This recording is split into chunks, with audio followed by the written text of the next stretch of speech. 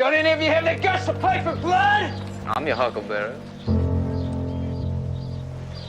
That's just my game.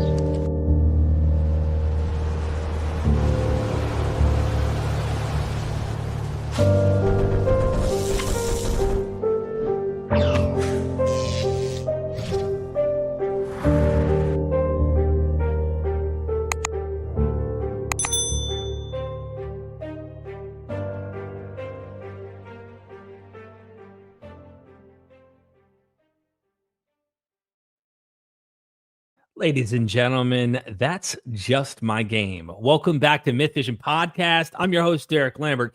I have Dr. Yonatan Adler joining us. Dr. Adler, you're an archaeologist, but please, in the professional terms, if you will, roll out the red carpet for yourself here and express to people what your skill, your specialty is, what your book is covering, and then of course we need to discuss that because it's going to be released shortly. Absolutely. Okay, so I see myself as a scholar of Judaism, and my particular interest is early Judaism. So I look at its beginnings, its prehistory, and its early history, and I look at both the archaeology and the history of early Judaism, which means that my skill set is both material remains and textual. We can talk about textual remains, which relate to early Judaism. When I say Judaism, what interests me always is the way the people, the Judeans, the early Jews, were or were not keeping the laws of the Torah. So I look at this from a societal perspective, rather than what's usually done by scholars, which is looking at early Judaism from an intellectual perspective, from the perspective of the writers of, for example, biblical texts. So my interest is the societal view. Yeah, and they are related somehow, even though one may not affect the other, so to speak, even though there is a relationship, I think, that can be explored. Maybe someone comes in and says, I'm going to merge the archaeological like you do and the textual, historical. When does this material arise? Because that's the huge conundrum a lot of scholars face. And I think it's difficult. It's very difficult. So we must warn people up front in case during this live stream, Dr. Adler gets up and starts to, move quickly to a bunker. He is located in what is called modern day Israel. And we have to be mindful that we don't want to see you. We don't want to see you hurt. So you need to get somewhere safe. We understand. Maybe we can join you in the bunker as well, get a firsthand experience of that if you're okay with it. If not, if you have to go, let me know, and I'm more than happy to end Derek, we need to speak about history, though, and people may be viewing this in a few years from now and have no idea what you're talking about. So it's June 18th, 2025, and Israel is right now at war with Iran. And for the past few days, we've had a number of ballistic missile strikes, especially after nightfall. So nightfall will be pretty soon. And there's a good chance that we'll have some sirens here, in which case I will bring you into my shelter and we can have some fun over there. Wow. What a day to be living in. Okay. Dr. Adler, let me share this screen real quick and show people. This is the book here. We're not giving away the book. We're just showing the front here. This is a proof. This is not the sexy cover that I hope will be on there. And this will be out, you said, possibly free for the first few weeks? Yes, the first 2 weeks it should be free. So there will be a link down there for the book. And okay. Absolutely. If you want to follow when it'll come out, I'll be posting stuff on my socials. So my Twitter account, my Facebook account, and perhaps you can put links for those as well. Yes, I need to add those after. If we have any mods in the chat and you could find Yonatan Adler on Twitter, please post a link here. And that way people can follow them during the live stream. So he has a book already out. So if you're actually curious, I feel that this book, it's not the same, of course, with what you're writing here, but there is a relationship in trying to understand, like, when did Judaism become practiced by the broader public? Which always piques my interest, because I'm thinking to myself, when did the text that these people who practice, when did they get written, or when did they arrive? And that's a much, much more difficult question to try and pin down. So, you and I've had plenty of talks about that. Me and Gad Barnea have. You're also on academia.edu, so people can go follow you like I have, and they can see some of your articles that you've written, get up to speed. We've already done one doing Jewish ritual immersion. I think the one we did was based on Herod as well, where you cover some of the baths and stuff, the Herodian material. So thank you for the super chats. We will get to those hopefully, and I will, Doctor, be able to answer those. My first question is, what's this book about? Why write it? Okay, so this is something of a prequel to my first book, to the Origins of Judaism. And the idea here was essentially to look at, so just to be real quick with Origins of Judaism, what I did there is I looked to see what is the earliest evidence that we have for large-scale observance, evidence for large-scale observance of the Torah amongst Judeans. Okay, so again, what I'm looking for is not when the Torah was written. I'm looking to see when Judeans are keeping the laws of the Torah on a wide-scale basis. When your average farmer, the guy you would meet in the marketplace, we're keeping these laws. And the results of this book, or the conclusions, are that there's no evidence from before the Hasmonean period, from before the middle of the 2nd century before the Common Era. Wow. What I do in this book is to see, okay, what happens right before that, the period right before the Hasmonean period? What does Judean cult and culture look like in this period before we have evidence for the observance of Torah law? And that period right before the Hasmonean period, we can call the Early Hellenistic Period. So Alexander the Great conquers the East, conquers what had been the Persian Empire, speaking of current events, conquers the Persian Empire, and around 332 reaches the shores of the Levant, and Judea comes under Hellenistic rule. Not only Judea, but all of the territories of the Persian Empire where Judeans were living. So it's important to understand, after the Babylonian conquest, after the Babylonians destroyed Jerusalem, destroyed Judea, exiled a large number of Judeans to Babylonia in 586 BCE, there were Judeans in lots of places throughout what eventually became the Persian Empire, in Egypt, in Babylonia, and other places as well. Eventually they reached Asia Minor, Greece, Syria, and as far as Persia. So this is the era right after the Persian Empire falls, and we can call that period the Early Hellenistic Period. From 332, I have my endpoint at 175 BCE, so that's a good, what is this, about 150 years between the conquests of Alexander the Great and right before the Hasmonean or the Maccabean revolt. So in your big book, the book you've already published, I have a little bit of a reverb coming in. Let me try not to be too loud. I don't know if maybe the volume go down. Turn down my volume.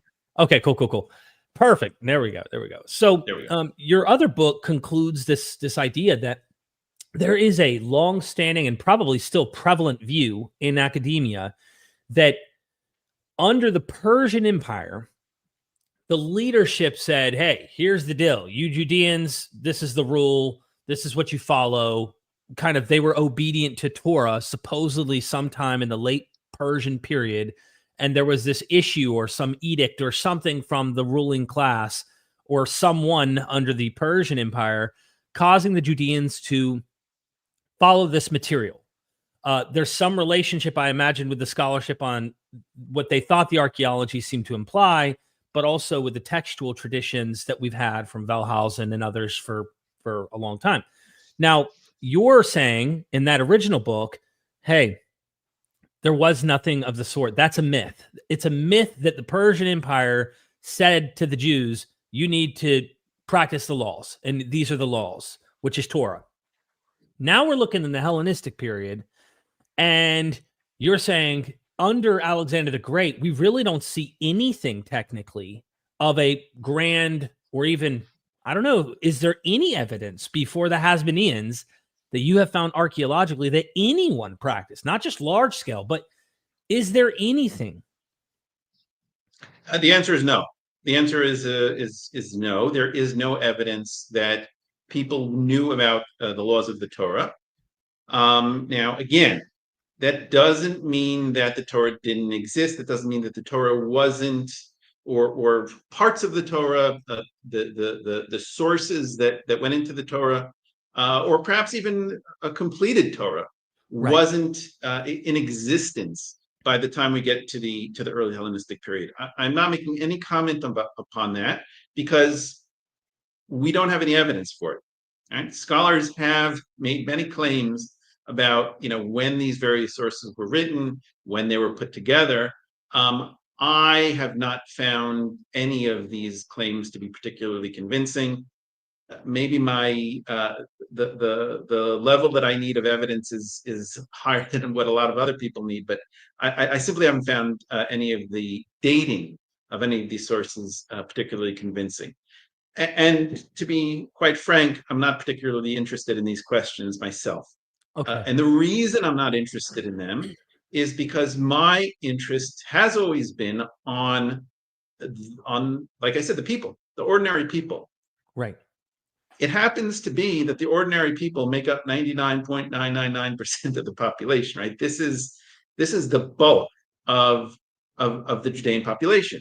So I think it is kind of interesting, what these people were doing, what these people knew. And to get back to your question, there is no evidence that these texts, assuming that they were already written, and I think that certainly could be the case, there's no evidence that they were known. They were well known amongst the people. I know it's not your question. As you know, I always bring these up. And I'm sure that my buddy Neil, Gnostic Informant, does the same. I guess the reason it piqued my interest is you spent a little time in your original book, and it fascinated me when you go through the stories of Ezra and Nehemiah with King Josiah with his reforms. And the text says all Israel, like it implies a mass repentance and turn to the law. So the text says these things, right? And we read them and we're like, well, if it's saying they did this, you'd think they'd find any archaeological evidence to support that they said this, which doesn't mean there wasn't a text floating around or material that might be around there. But what I'm saying is, I guess the stories oftentimes don't match the reality based on the archaeological evidence you're showing, if that makes sense. I think what we need to make a switch when we're talking about texts like biblical texts. Yep. When we read stories in biblical texts, I don't need to tell you, the name of your channel here is MythVision. The genre of biblical stories is not history. The genre is, or there are of course many genres of biblical texts, but these kinds of stories, we can use the term myth. We can use it. I prefer the term story because that's what they are. Yeah. And the reason that these stories were written was not to relay factual data about what went on in the past. That's not the reason they were written. They were written by people who had a very clear vision of the world, religious, ideological, whatever you'd like to call it. And they wanted to relay that vision, that world vision, to their readers. That's what this is about, and that's always how it was understood. We come into the 19th century, where suddenly we're interested in doing history in a scientific way, And we get confused because we have a story and we want to do history, and we mix up the two genres. These are just completely separate things. Now, that doesn't mean that the biblical or any story that's told in the past doesn't have historical value. It does, but not in the simple way that we think. The way that the stories like this, you mentioned the Ezra and Nehemiah stories, the way that they have value is in getting into the mind of the writer who is writing in whatever period that we can imagine when this was written, or decide when it was written, if we can. Whenever it was that the writer wrote these stories, we are getting into his brain, getting into his worldview. And that's what this is historical evidence for. It's historical evidence for what this person thought about the way that he saw the world. Now, of course, this was or if we're talking about several texts, these may be several people that were writing them.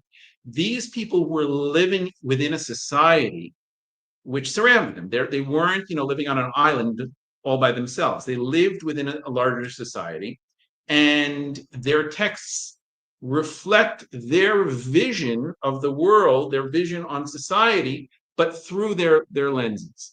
Mm-hmm. So that, and of course through their ideological lenses, what information they wanted to give over, and so on and so forth. So there is historical data that we can mine from these texts, but certainly we can't just read the stories as if they were. I'd say it's in the same way that we can read stories by Shakespeare, whether it's Hamlet, Macbeth, Julius Caesar, and we can mine those texts for information about the time of Shakespeare, and we can understand things about his own time and place where he was writing. Right. But I would never read Julius Caesar, the play of Julius Caesar by Shakespeare, to get information about Julius Caesar, about the middle of the 1st century BCE. That would just be a mistake. For some reason, everyone seems to understand that we don't go to Julius Caesar by Shakespeare to get history about the Roman Republic in the middle of the 1st century BCE. Nobody does that. But for some reason, people do that with biblical text. It's the same mistake. Got it. Thank you for taking the time to do that. I literally love when you express that, explain that, and now we can move forward into actually your work, which doesn't mean we might mention some stuff along the way that deals with text, but mainly your book dealing with the cult and culture of Yahwism, and when does Judean or Judaism, let's say, emerge. So can you define to the audience what Yahwism is? And then, because your book being its title, how do you explain a shift from Yahwism to Judaism? What does that even mean? Because both groups, it seems like there's two different groups here or something, and there's continuity or there's change. So what does this mean, and explain so people understand? Aren't we just talking about the same thing, or is it different? What is going on? Okay, so the term Yahwism, so the title of the book is Between Yahwism and Judaism. And the question that I'm asking is the following. So first of all, some definitions. What is Yahwism? Yes. Yahwism is a made-up term scholars have made up. I don't know which scholar is the first one to use the term, but it's a modern term. And it's been used particularly in recent years. And the idea is that if we're going to use the term Judaism to refer to something that we're familiar with today, where we have Torah law as the thing that governs Jewish life. So if we call that Judaism, then we need a name for something that would describe Judean religion, let's say, before Judaism emerges. So before people start to keep the laws of the Torah. And a term that's been coined and used has been Yahwism. The idea is that there's ample evidence that Judeans were worshiping a national god who went by the name of, we don't know exactly how it was pronounced. It's written Yud He Vav He, so something like scholars usually pronounce it as Yahweh. But that national god, this worship of this national god, was something which we have ample archaeological inscriptional evidence going back really, really far back. So as far back as the 9th century BCE. And we have just as an example, names, Judean names and Israelite names. So both in the northern kingdom and the southern kingdom, Judeans and Israelites that are giving their children names that have theophoric elements. That means that part of the name is Yahweh. So, for example, my own name, Yonatan, it means in Hebrew, Natan. Natan means gave. So, God, Yahweh gave. And there's lots of names where that theophoric element is either at the beginning of the name or at the end of the name. There are lots of names that people in the West use today that have these theophoric elements without even realizing it. But the point is that this is something which already, let's say from the 9th century BCE, comes into focus, and it continues throughout the coming centuries. This is before there's any evidence that people know about the Torah. So what do we call it? So let's call that Yahwism. Yahwism meaning religion. I don't like to use the term, but let's use the term for ease of conversation. The religion of the Judeans and the Israelites that have Yahweh as their central deity. Now, it's important to note that just because this is the central deity doesn't mean that it's the only deity. And we have to remember that we should not assume that Yahwism is the same as the kinds of things that we find in the Hebrew Bible, because the authors of the Hebrew Bible were Yahwists, but there were lots of Yahwists that were not the authors of the Hebrew Bible, right? Like I said, 99.9999% of the Yahwists were not authors of the Hebrew Bible. So we can't just assume that Yahwism looked anything like what we find in the Hebrew Bible. We can't just go to the Hebrew Bible and reconstruct what Yahwism looks like. It doesn't work that way. So what do? If we want to know what Yahwism looks like, we have to go to material remains. So archaeology is really an excellent tool for uncovering what Yahwism looked like. Getting back to my book, so the question is, when we're at this stage, that I just got a warning. Okay, the warning means that there are missiles that are being shot from Iran, and they will be on the way. But we have some time. Okay. So if there are sirens, then we'll go to the shelter. Wow. All right. So sorry that's happening. Keep our ears out for that. Okay. So just to get you, I guess you did a really good job defining Yahwism.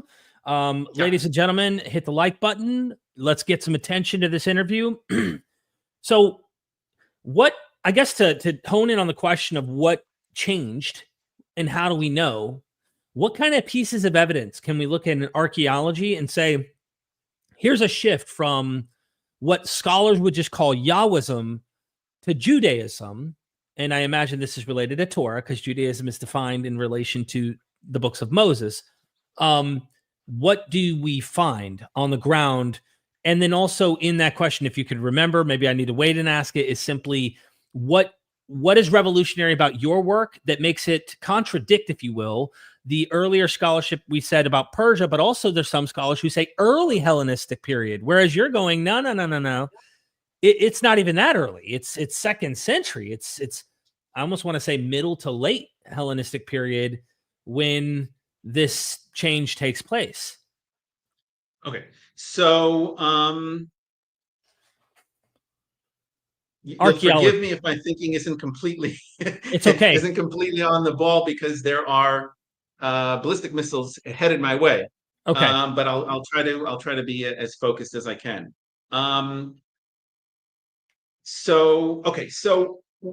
basically what I'm doing here in the book. So in the first book, I looked at exactly the questions that you're asking, the evidence that we have for Judaism, that people are know about the laws of the Torah and are keeping those laws. And the evidence that I look for is both, written sources that mention talk about Judeans keeping the laws. Just as an example, we have, Roman authors that write about Judeans not eating pork, keeping Sabbath. We have archaeological evidence, which indicates that aren't eating pork, that indicates that people are keeping the purity laws. We have immersion pools. We have stone vessels, which relate to purity. So these are all, evidence that people are keeping the laws, and those only appear from the 2nd century BCE and onwards. Getting back to this, my next book, the second book, which will be out shortly, what I do there is I look to see, okay, that period right before the evidence begins to appear, what does Judean cult and culture look like? What does this Yahwism look like right before Judaism emerges? Yeah. Like what does this look like? So we have Yahwism, we have worship of the Judean God. The question is, okay, what does that look like? Are there temples? Is there one temple in Jerusalem? Are there more temples? What is the cultic? What do cultic practices look like? In terms of language, what language are people speaking? What kind? What does the culture look like? How much are people? How much are Judeans affected by Hellenism, by Greek culture that came in with the armies of Alexander the Great that conquered the East? These are questions that we can answer by looking at particularly the archaeological evidence, the inscriptional evidence that we have from this period of time, and that's the question that I look at. So, with your permission, maybe we'll get into the answers to those questions. Absolutely. By the way, before we continue and anyone gets worried, I know that you're in a dangerous situation here. Would you like to relocate to the bunker just to prevent you, or because I know people were like, let him go. I'm not holding you back. I don't. No, I'm good. There will be sirens if the missiles come my way. There will be sirens, and then I'll take you into my shelter. Okay. So, just letting everybody know. Okay, cool. We're good. Yeah, so I put on the thumbnail a few different images. One was from the Ptolemaic period with the kings under Ptolemy. And then also there's an Athena coin, or not, it's like an imprint. I'm not sure if it was a coin, so to speak, but Athena from southern Judea in this period, the Hellenistic period. And clearly they're inspired by these Hellenistic ideals, these deities and the culture that comes from the Hellenistic world. And I guess that shift, would you say that your position is just that it's pushed it further into the future, like down the road a little bit more to the Hasmonean period, and there are other scholars who thought it was early Hellenistic, or what makes yours revolutionary? Okay, so what I described to you before about how we need to properly relate to biblical texts, unfortunately, hasn't always been the way that scholars read these texts. Right. So, already in the 19th century, when we started looking at biblical texts from a scientific perspective, there was still, I would say, a sort of naive way of reading the biblical text very often. Julius Wellhausen, who's famous for his work on textual criticism of the Hebrew Bible, especially of the Pentateuch. A critical thinker, certainly a critical thinker, still could fall into old ways of thinking. And for example, when he describes the story that we find in Nehemiah 8 of Ezra coming out, taking out the Torah scroll, reading it before the assembled Judeans in Jerusalem, he said that this story must have happened because it sounds true. It's it's written in a way. There's no miracles in it. It sounds like it could be true, so it must be true. If I remember correctly, the way he describes it is the reliability of the story can be read on the face of it, something like that. And of course, we know that that's not a historical way of reading a text. So that way of thinking, the Nehemiah story it sounds like it could have happened. It must have happened. And if that's the case, the thinking went, then Judeans must have continued to keep the laws of the Torah so the story is set in the middle of the 5th century BCE. They must have continued to keep the laws of the Torah into the 4th century, into the 3rd century, and into the 2nd century. So that was just this I would say naive reading of these biblical texts.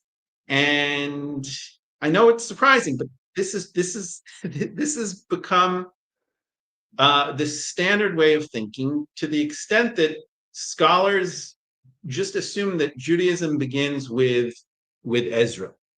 Now, to be clear, Ezra is a figure that we don't know from any texts from outside these biblical texts, right? So again, this is a biblical figure.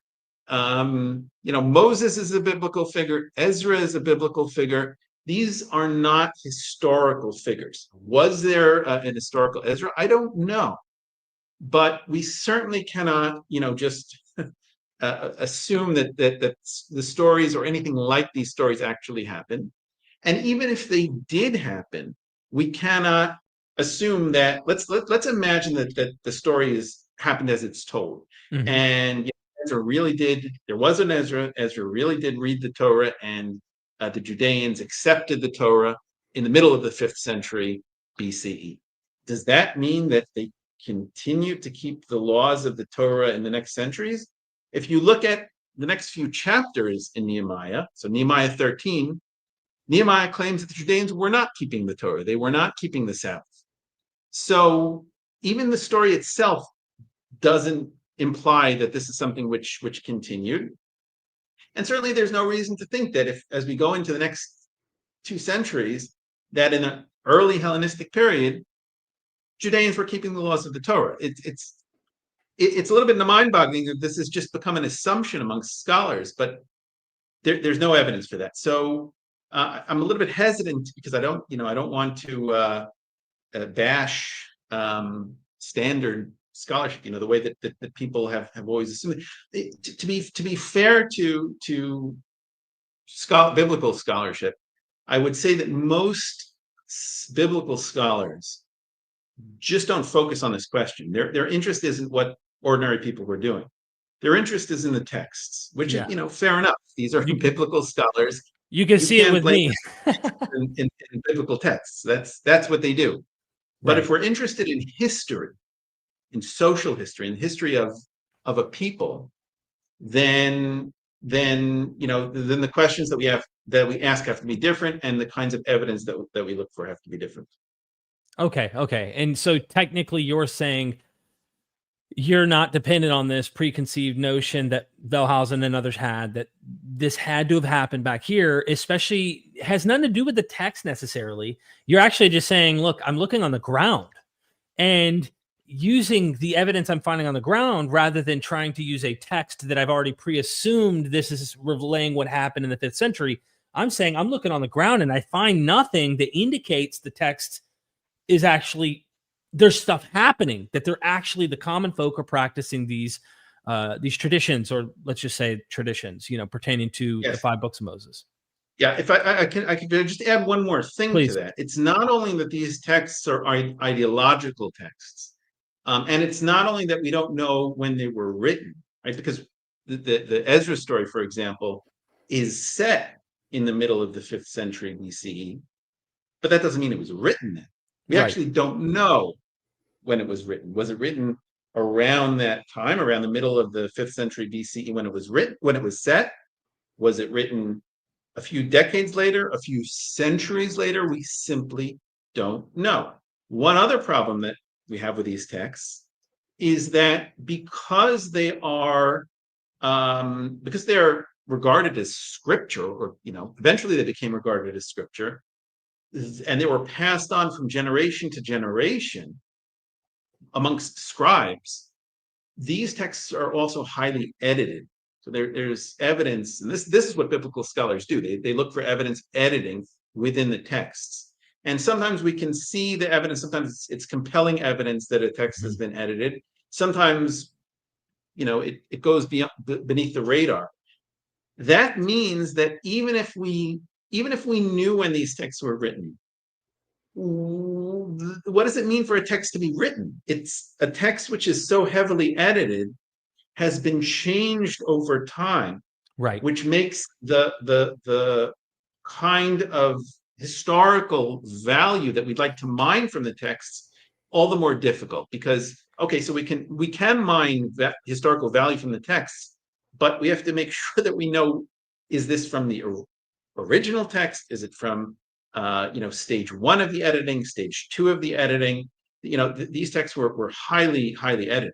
So, it makes things more difficult. On the other hand, if we look at something like inscriptional evidence or coins or archaeological evidence, these are things which are a snapshot in time. And they're a snapshot of ordinary people. If we have, a document that was, a legal document, a loan or something of that sort, signed by Judeans, from, let's say, the middle of the 3rd century BCE. That's a snapshot from ordinary life, from ordinary Judeans. So these are not intellectuals, these are just ordinary people. It's a snapshot of life from a very exact period of time. It's not edited over time. It doesn't have any ideological overlays. It's not, this is something which gives us a much better viewpoint on what ordinary Judeans are doing. So, you mentioned Athena on coins. Would you like to get into that? We can. Yeah. Did you want me to try and pop the image up so people can kind of get a look at it? Sure.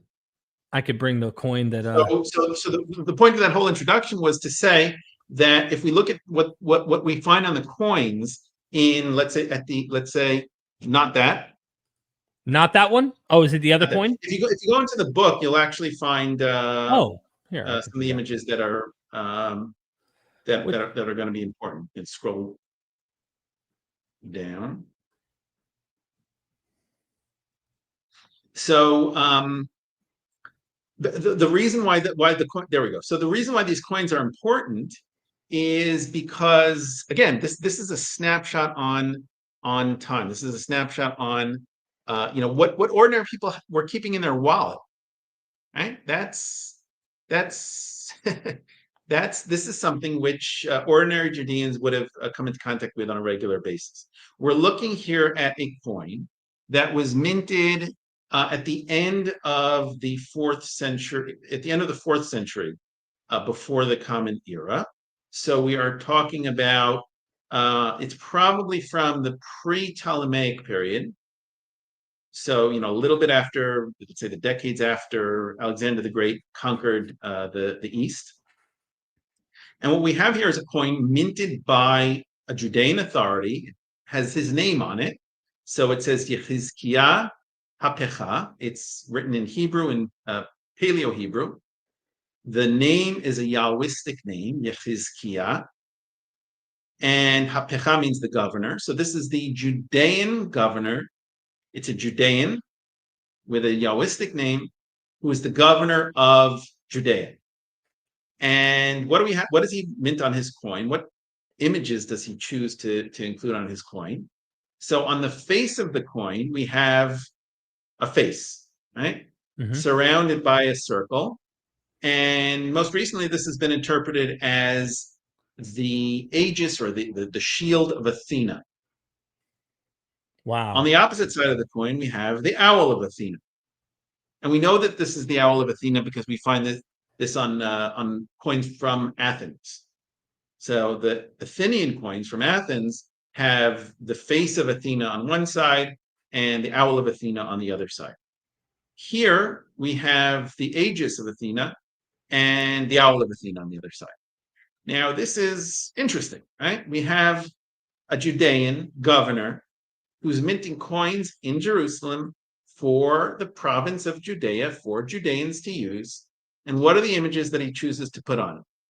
It's not a menorah, and it's not, some kind of other Judean symbol of some sort that we might imagine. It's a Greek goddess. What's going on? If you scroll down a bit, we have another coin, which is essentially the same. That one, there we go. Essentially the same coin, and it's the same images. This the face on the front with a circle around it. So the shield of Athena with a gorgon in the middle. The other side, the owl of Athena. This coin, instead of having the name of the governor, the Judean governor, reads Yochaniah the priest, Yochaniah HaKohen. Now, this coin used to be read as Yochanan, but more recent readings have correctly read Yochaniah. It doesn't matter. It's a Yahwistic name. The priest refers to the high priest of Jerusalem, who's again minting a coin with Athena on the coin. What is going on here? Now, what's interesting to note is that Athena, the Greek goddess, had it as her parallel Anat in the east. So the Semitic goddess Anat and Athena were understood to be one and the same goddess. How do we know this? Well, we have Phoenician inscriptions which make the connection, which are written both in Phoenician and in Greek. And the Phoenician side speaks about Anat, and the Greek side speaks about Athena. The idea is that it's basically the same goddess, right? It's this virgin warrior goddess that in Greek is called Athena, in Semitic languages is called Anat. Now, Derek, you might remember the evidence that we have for Judeans worshiping Anat. Yes, but not only if you remember. Yeah, not just Judeans either. It was Elephantine as well. They have a knot, but I think even in Babylon at this period, in the Persian period, if I'm not mistaken, late Persian period, they were. I'm interested in Judeans. Can you remember where we have evidence for Judeans worshiping Anat in relationship to Yahoo? That was my hint. Like the location? Yeah. I don't remember the location off the top of my head. Elephantine. No. So at Elephantine, we have evidence that Judeans were worshiping a goddess named Anatyahu. So this, how do we understand Anatyahu? It probably the wife of Yahoo, the consort of Yahoo, something along those lines. So we have now. When is this from? This is from the end of the 5th century BCE. These coins are a century later, but I don't think it would be too wild to imagine that if we have Judeans in Elephantine worshiping, revering a goddess named Anatyahu, I don't think it's crazy to imagine that a century later we have Judeans across the border up in Judea that are at least recognizing Anat as a theme. Under the new culture, the new Hellenistic culture, they just identified the same goddess, technically.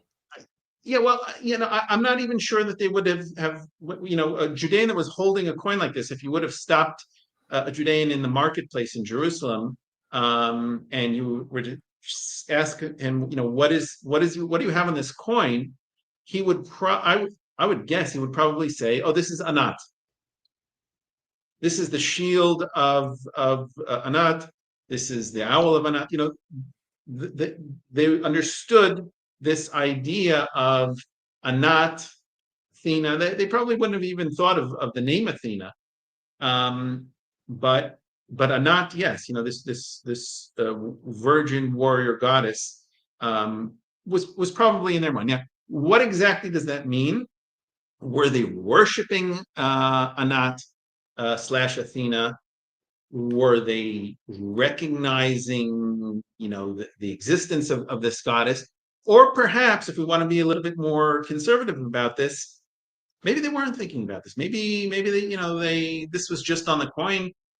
They knew that there were coins in Athens, that they had coins from Athens that had the owl of Athena on them. They didn't have coins with the shield of Athena. So that was something unique to Judea, which makes me think that this is probably not simply a copy of the coins from Athens. There were, by the way, earlier coins from the Persian period that Judeans minted in Judea that had actually Athena on it, right?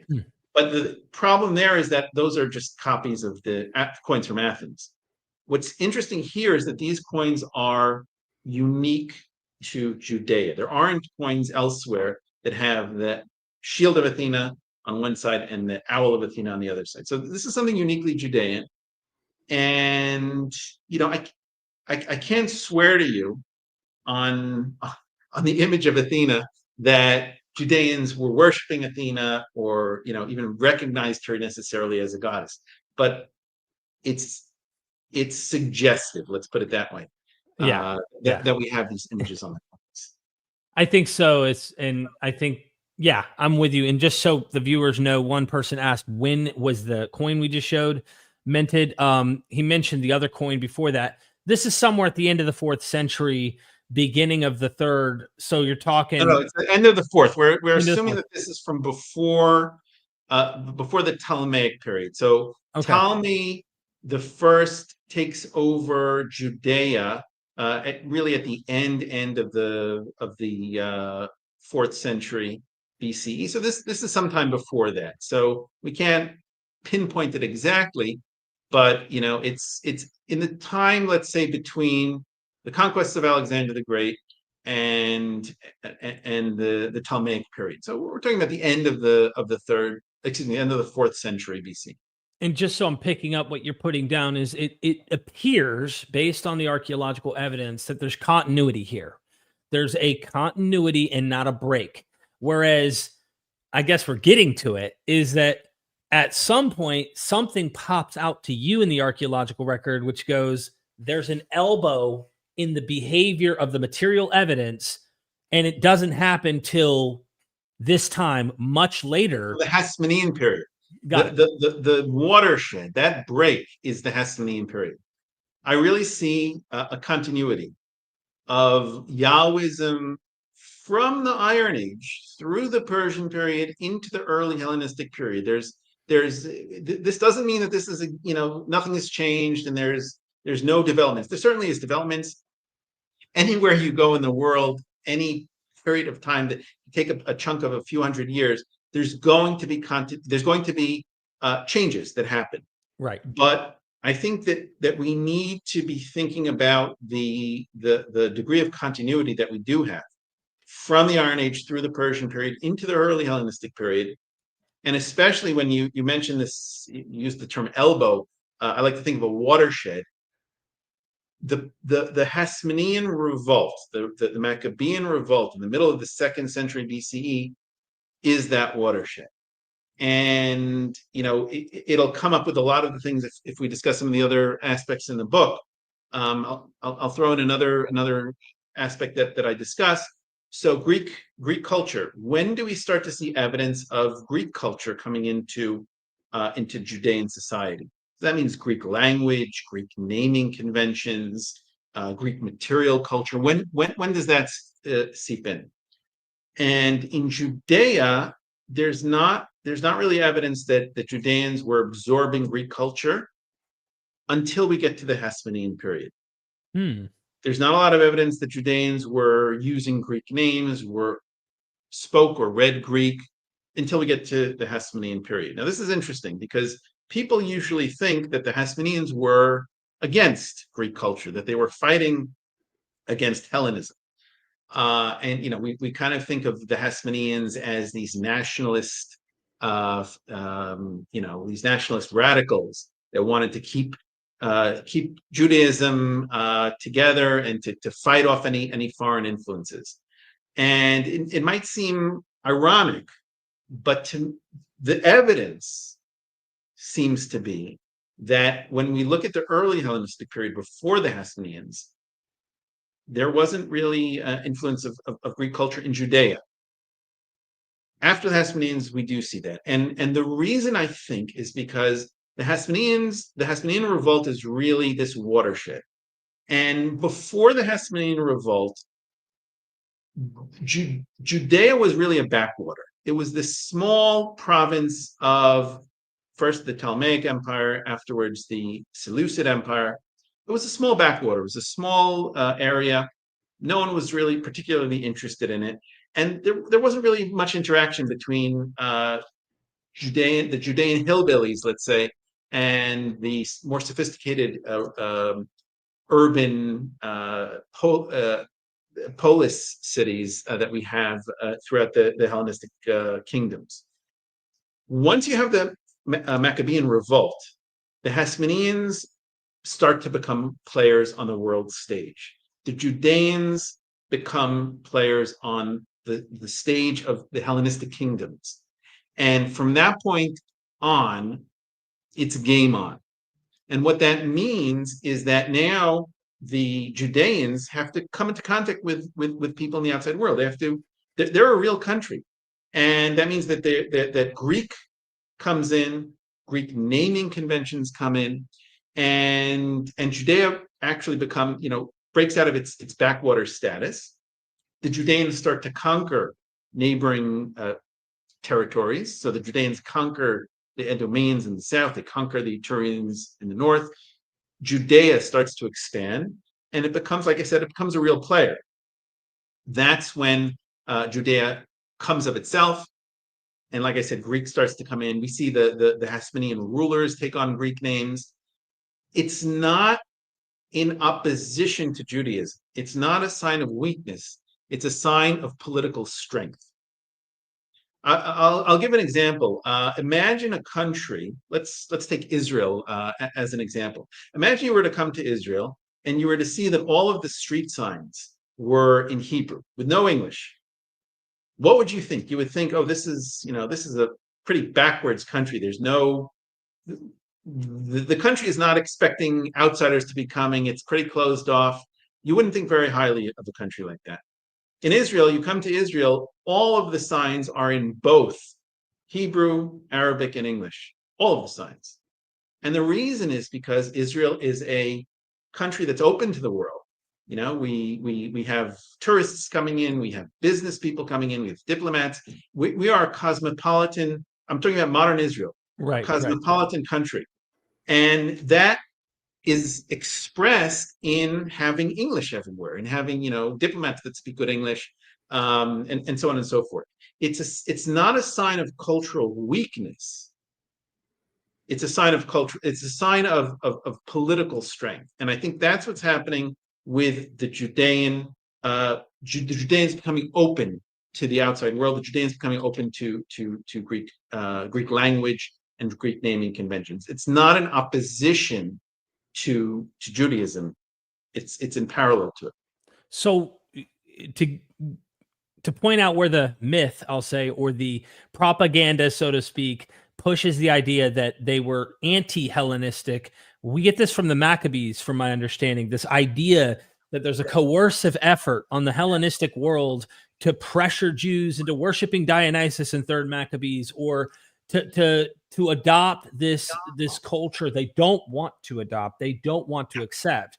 Yet on the ground and in the names and the inscriptions on the street signs, as you use the analogy, or the material evidence suggests otherwise, that they were happily and even in a strengthful way adopting what seemed to be the popular, powerful notions of culture at the time, not necessarily under coercion. Now, there may have been local situations. I don't know if that's historically accurate. In Alexandria, down in Egypt, there may have been groups of Jews who were kind of like, hey, you want to be a citizen? I think Maccabees implies something like this, like you can't become a citizen unless you, there's this idea that like they stamp them with like a mark that they accepted Dionysus or something to this effect. I don't know what the reality on the ground is on that case, but in Judea, you're analyzing this material and you're saying, no, that sounds a bit propagandistic.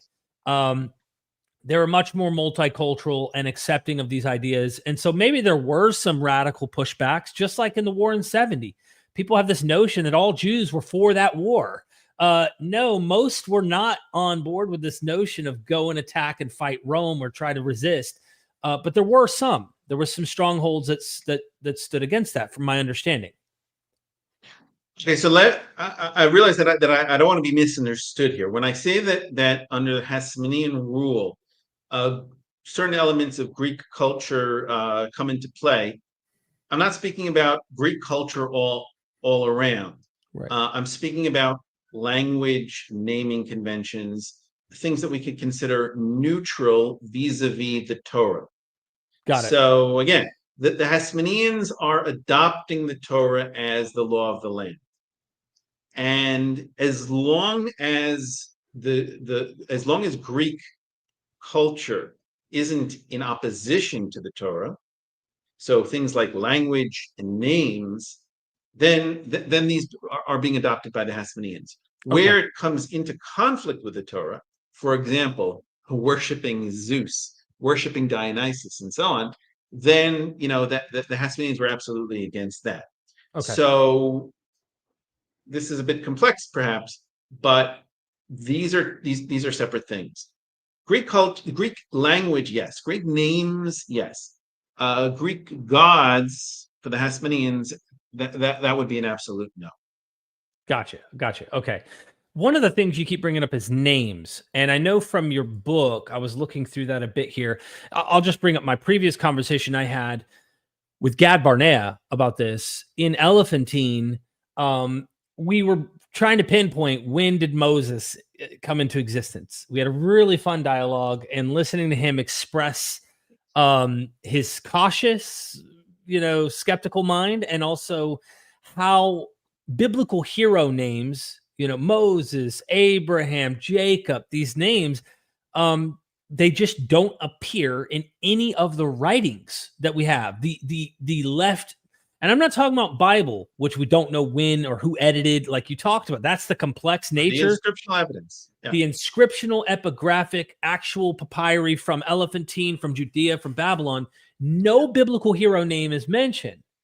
What the heck? I mean, and then he brings up like the Ahikar story from Persia, which was huge. I mean, I love the story. So I'm sitting here thinking to myself, they're naming their kids after heroes like Ahikar from Persia, but Moses completely absent. So what do you do to address the idea of biblical hero names, and do we start seeing them pop up in the actual evidence, not through textual Bible criticism, which who knows when this was really written? Yeah.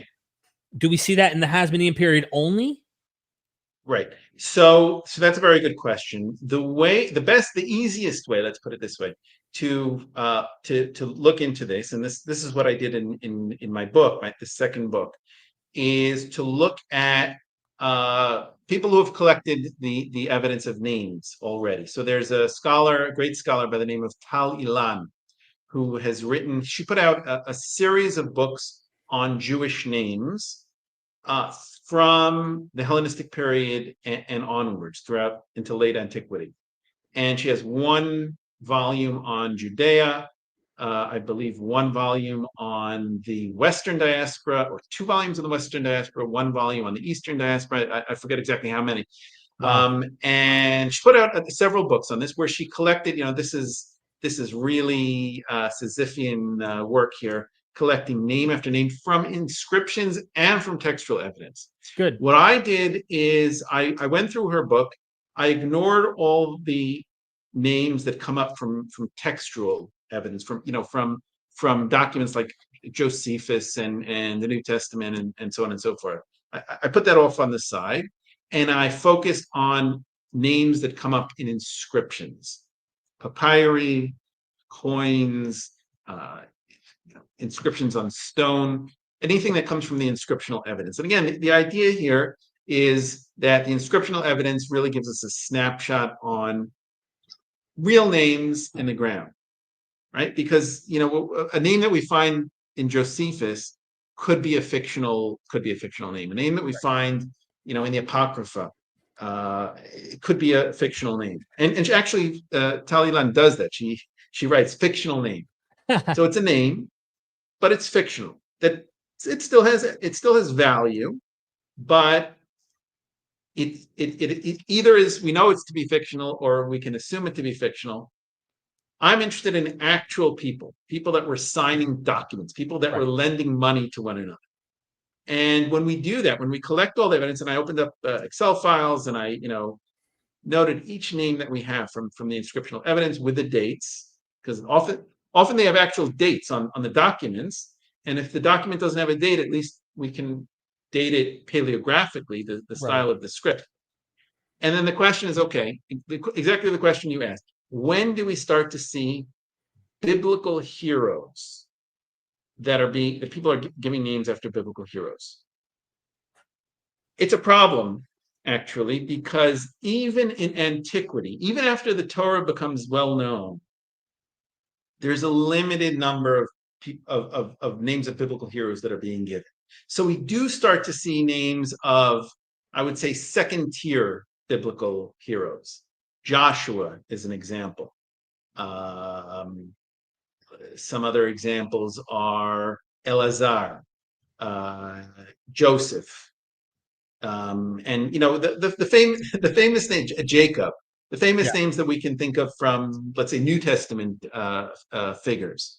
These are names that are being used. So Jacob is I would say, that's a pretty big biblical figure, hero. But Moses, perhaps strangely, doesn't come up even in the period from the Hasmonean period and onwards. Right. People are not naming their children Moses. Abraham is a pretty rare name, and David, we don't really see. It's interesting. Tal Ilan speculates that perhaps this is something kind of like the way that in, let's say, English-speaking countries and several Western countries, Jesus is not a name given to people. So I know in Hispanic countries, Jesus is a name, but in other Western countries, Jesus is just not a name that's I've never met an English Jesus friend. Like, hey, this is Jesus, that from English. It's just not a term. Yeah. So that's why is that? Do you know the reason for that? He's so sacred in the lore, I guess, or in the tradition, that I imagine maybe they wouldn't want to mimic his particular name. And I imagine Moses is the same. That's what Tal Ilan speculates, that perhaps Moses was considered too special a figure to be given as a name to a newborn baby. Possibly. So that's just a fact. We don't have so if you're looking for when Moses appears and thinking, okay, that's going to be your gotcha moment, that's when Moses first becomes important, that you're not going to find. Gotcha. But I would say second tier biblical figures do begin to appear really strongly from the Hasmonean period and onward. Here and there, and in the book, I go through, a few names that we do start to see in the 3rd century BCE. I don't think it's necessarily a sign that people were aware of the biblical stories. I don't think that's necessarily the case.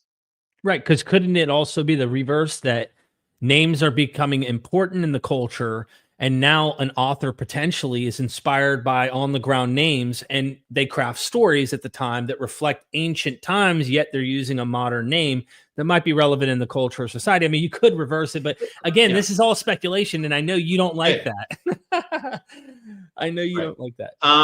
These are things definitely which we can start to think about, but I think this is really the direction that we need to be going with. We really need to be starting to put aside the biblical stories as evidence, reading these biblical stories as history, and start to look at the inscriptional evidence to see, okay, what are the actual people thinking about? What are the actual people? What do they know about?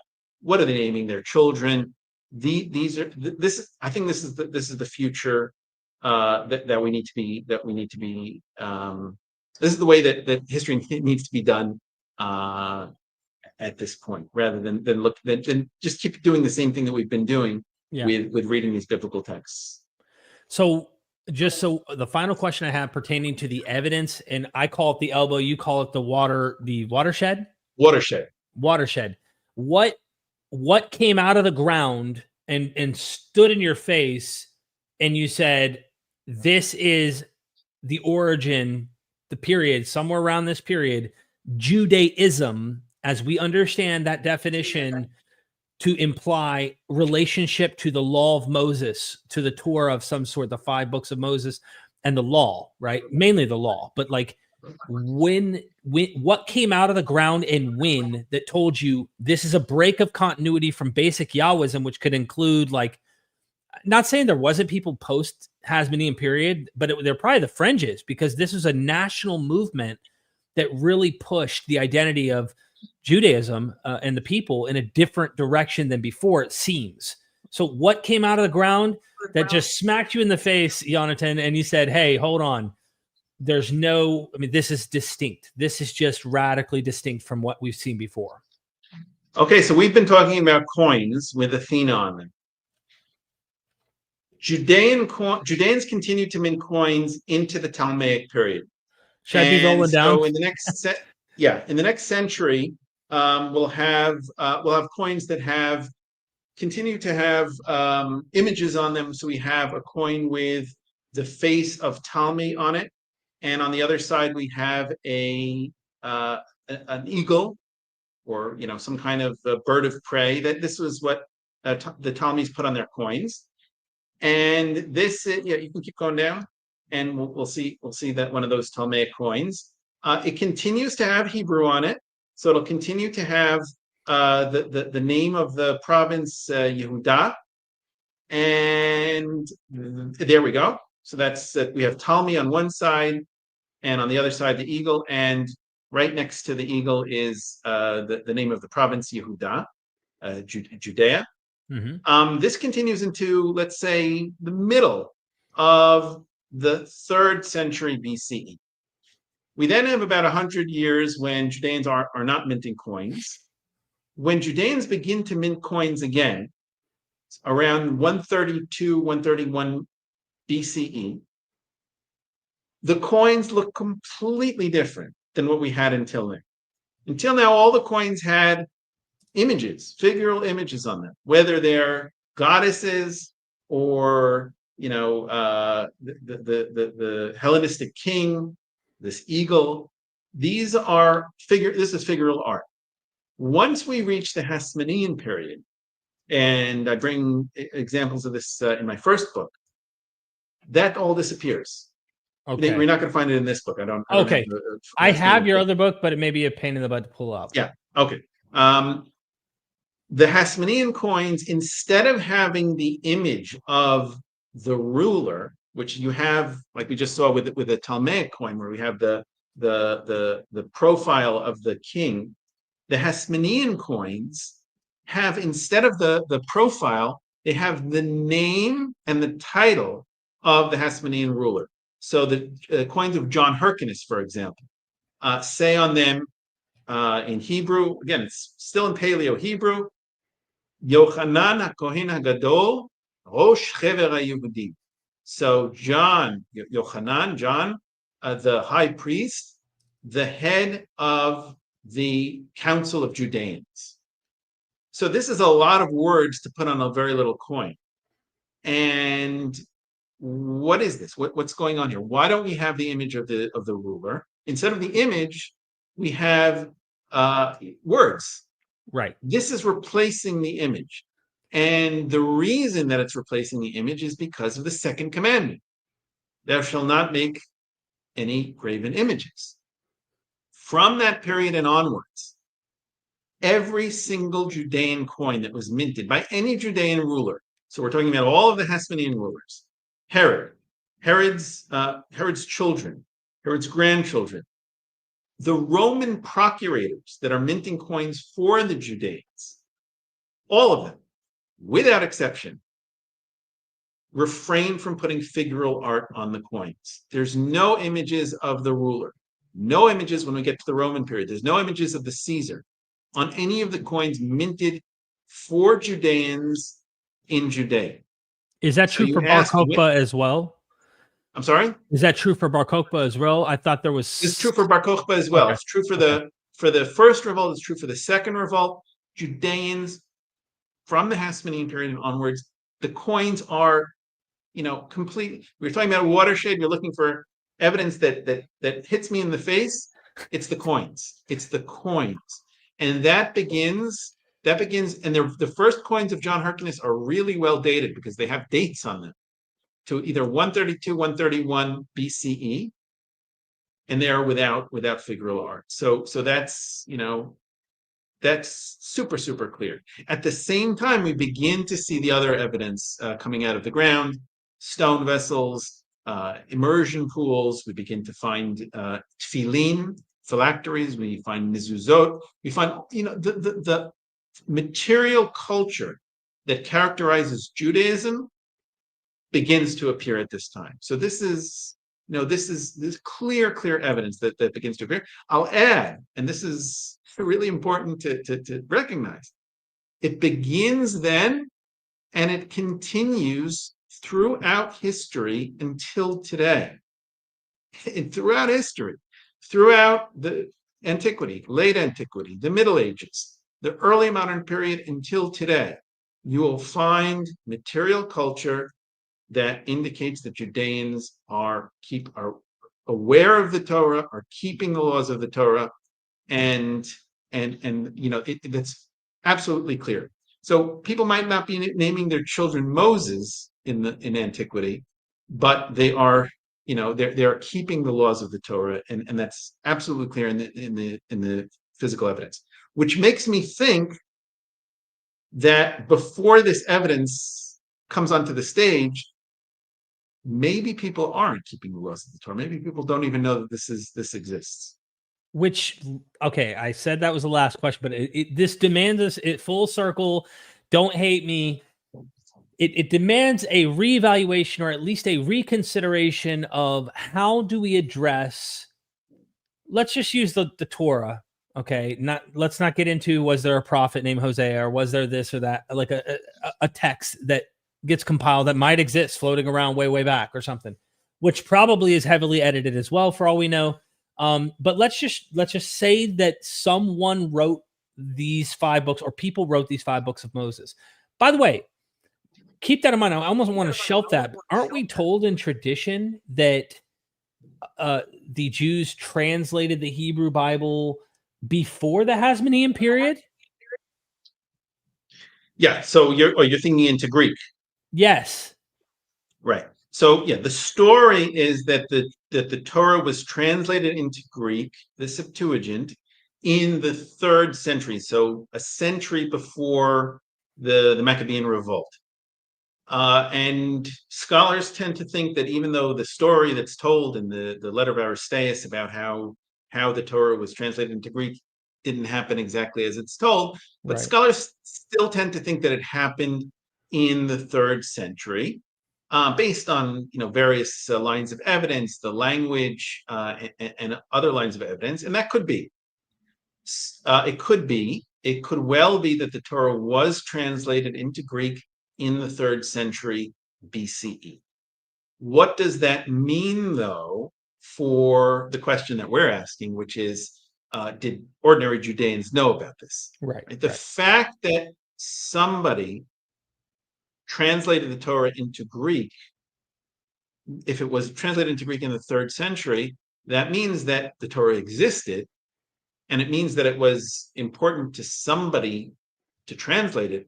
That doesn't mean that your ordinary person that you would meet in the street, in the marketplace, or plowing his field would know what that is. Got it. So these are 2 separate questions. Yeah, you're highly. That's the interesting thing about your work, is you're very focused on the ordinary. And Yes. I guess the longstanding scholarly positions. The main one I know is that there was this obscure fringe group of priests or elites of some sort who carried on this tradition for centuries. I mean, and it never, like, they just kept this line of passing down this material for centuries. Elephantine, it seems absent. I think the only thing that there's probably more than this. You go into some of this in your book pertaining to like the proto synagogue or the meeting places, but they weren't really synagogues because synagogues comes in the Hellenistic period. But like there were like these little get together locations. So we have in Egypt. It's which literally means prayer. So these are prayer houses of some sort, Judean houses of prayer, right? Which is what's going on in these houses of prayer, right? Presumably they're praying. This is some kind of cultic institution. We have Yahwism. We have to remember. So the Judeans are worshiping their God, but that's a very different institution than what we find later, the synagogue, where people are assembling to hear the Torah being read. Right. This is a very different kind of institution. I was Sorry thinking, to interrupt you. No. Please clarify. I was thinking also of I want to call it the proto tradition of Passover, though it's not Passover in Elephantine. That tradition is this. Can you explain that? Because it's clearly a central story to Moses, where the firstborn son, you're putting blood on the door and you're preventing the angel of death to come and kill your firstborn, but it destroys all the firstborn in Egypt. This tradition, at least a pre-version of what we have in our biblical story about Moses, seems to be floating around.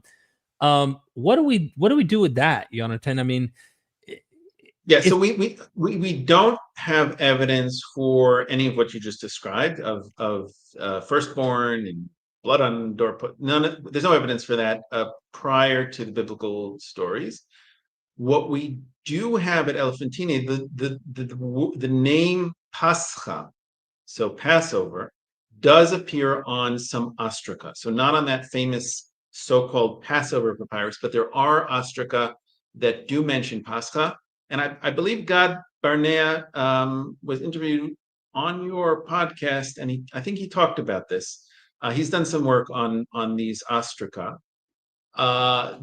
They're very unclear exactly what they're talking about. They seem to know of some kind of observance, which is called Pascha, and we don't really know what this observance includes. God thinks that this is some kind of a patropaic,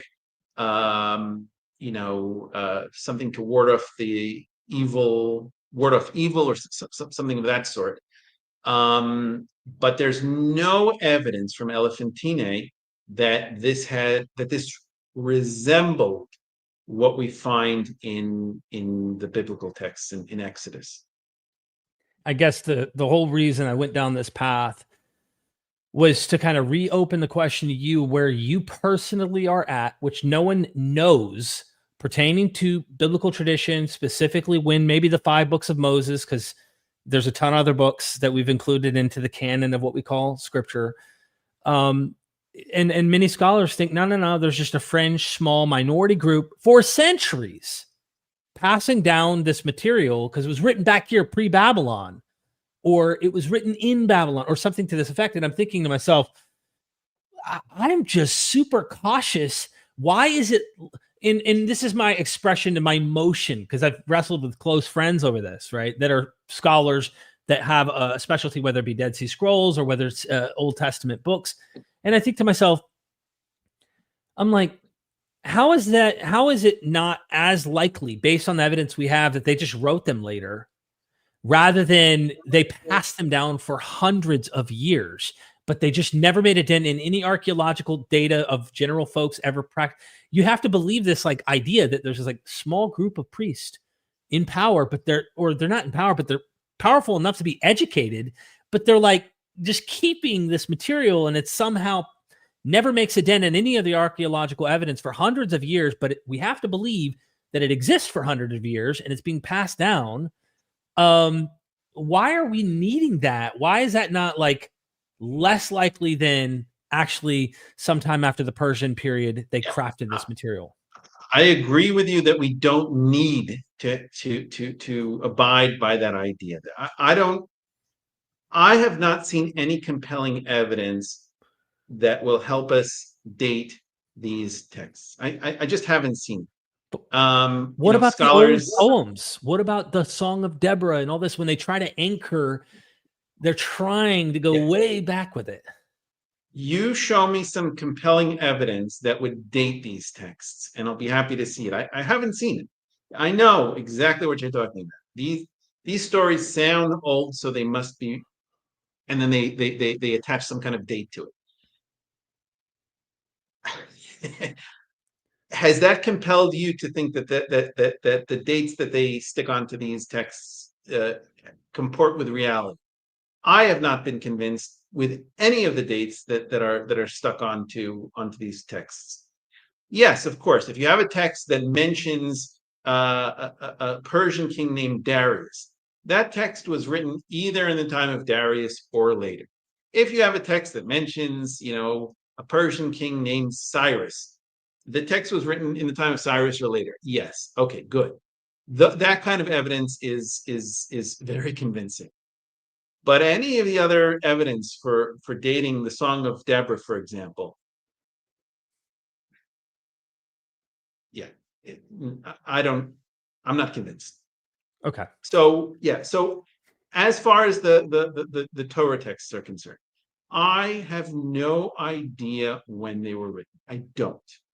Is it possible that some of the texts were written several centuries before they become scripture, right? Before they become well known?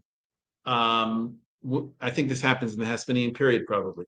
Is it possible that these texts were around for several hundred years before they became well known? I think it's certainly possible. I don't think that it's a crazy idea that a text can exist and not be well known. I think we can think of a lot of examples of texts. I'll give you an example from modern day Judaism of texts which were not well known.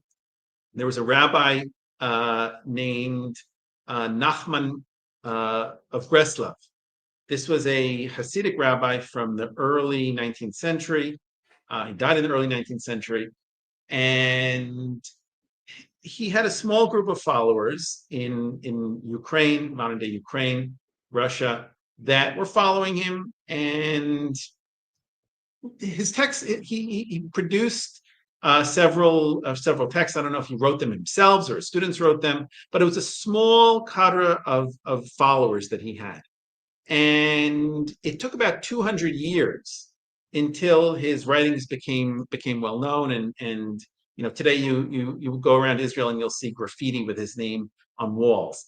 He became very well known after the end of the Cold War. So after the Soviet Union fell, people started going to his grave in Ukraine, in Uman in Ukraine, and he became a very popular figure 200 years after he died.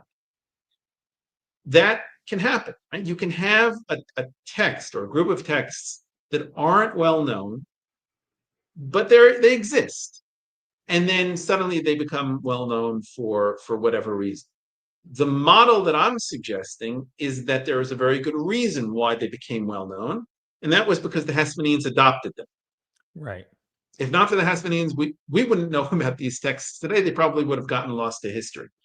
So that's a model that I suggest. It's somewhat speculative, but it would explain why these texts became well known. I don't think that we should discount the possibility that texts could exist without being well known. Why should we assume that any text that exists that afterwards became well known always was? I don't think that's something we need to assume. It's a catch-22 for me. It's a struggle of, did they really float around for centuries, or is it also likely they were crafted somewhere around the time when the national identity is on the rise? And can we find good reason to at least hypothesize that both are plausible rather than having to run back, unless you can anchor it? And like you brought up an interesting one, centuries, and then he finally becomes popular. I'm just saying, to me, it's just as likely in my mind that you could come up with a strong more minimalist position, that people date later. Anyway, okay. I've got some super chat questions. Are we able to get those to you? Okay. Okay. We're starting from the beginning. Now, mind you, there's a ton by a guy who has been, he's big into etymological stuff. He's a linguistic guy, things like that. So forgive me in advance. I'm hoping that they're not, if you don't know the answer, try to grab what you can. I'm very happy to say I don't know. Doesn't embarrass me. Subala Herzog, thank you so much. I think this is JC. JC's been around for a while. He's been commenting stuff way over my head. Thoughts on Isles, I think Akkadian etymon for lazuli? Sapir is the Hebrew word that he wrote. So that's, I don't know. That's usually translated as sapphire, some kind of blue stone. No idea. Got it. And then Subala Herzog says, see section 5 where he writes, at a later point, Akkadian speakers innovated a new word for lapis lazuli from the verb sapiru. Shapiru, yeah. So Isles, I don't know Akkadian. It's the scholar. Don't know Akkadian. Okay. Gotcha. To which the Semitic cognates Arabic, and I do not know this here, to rise, sun, and Aramaic to be beautiful are cognate. And then this is a question in all of that building up. Is this word related to the apocalyptic rolling up of the heavens like a Sefer?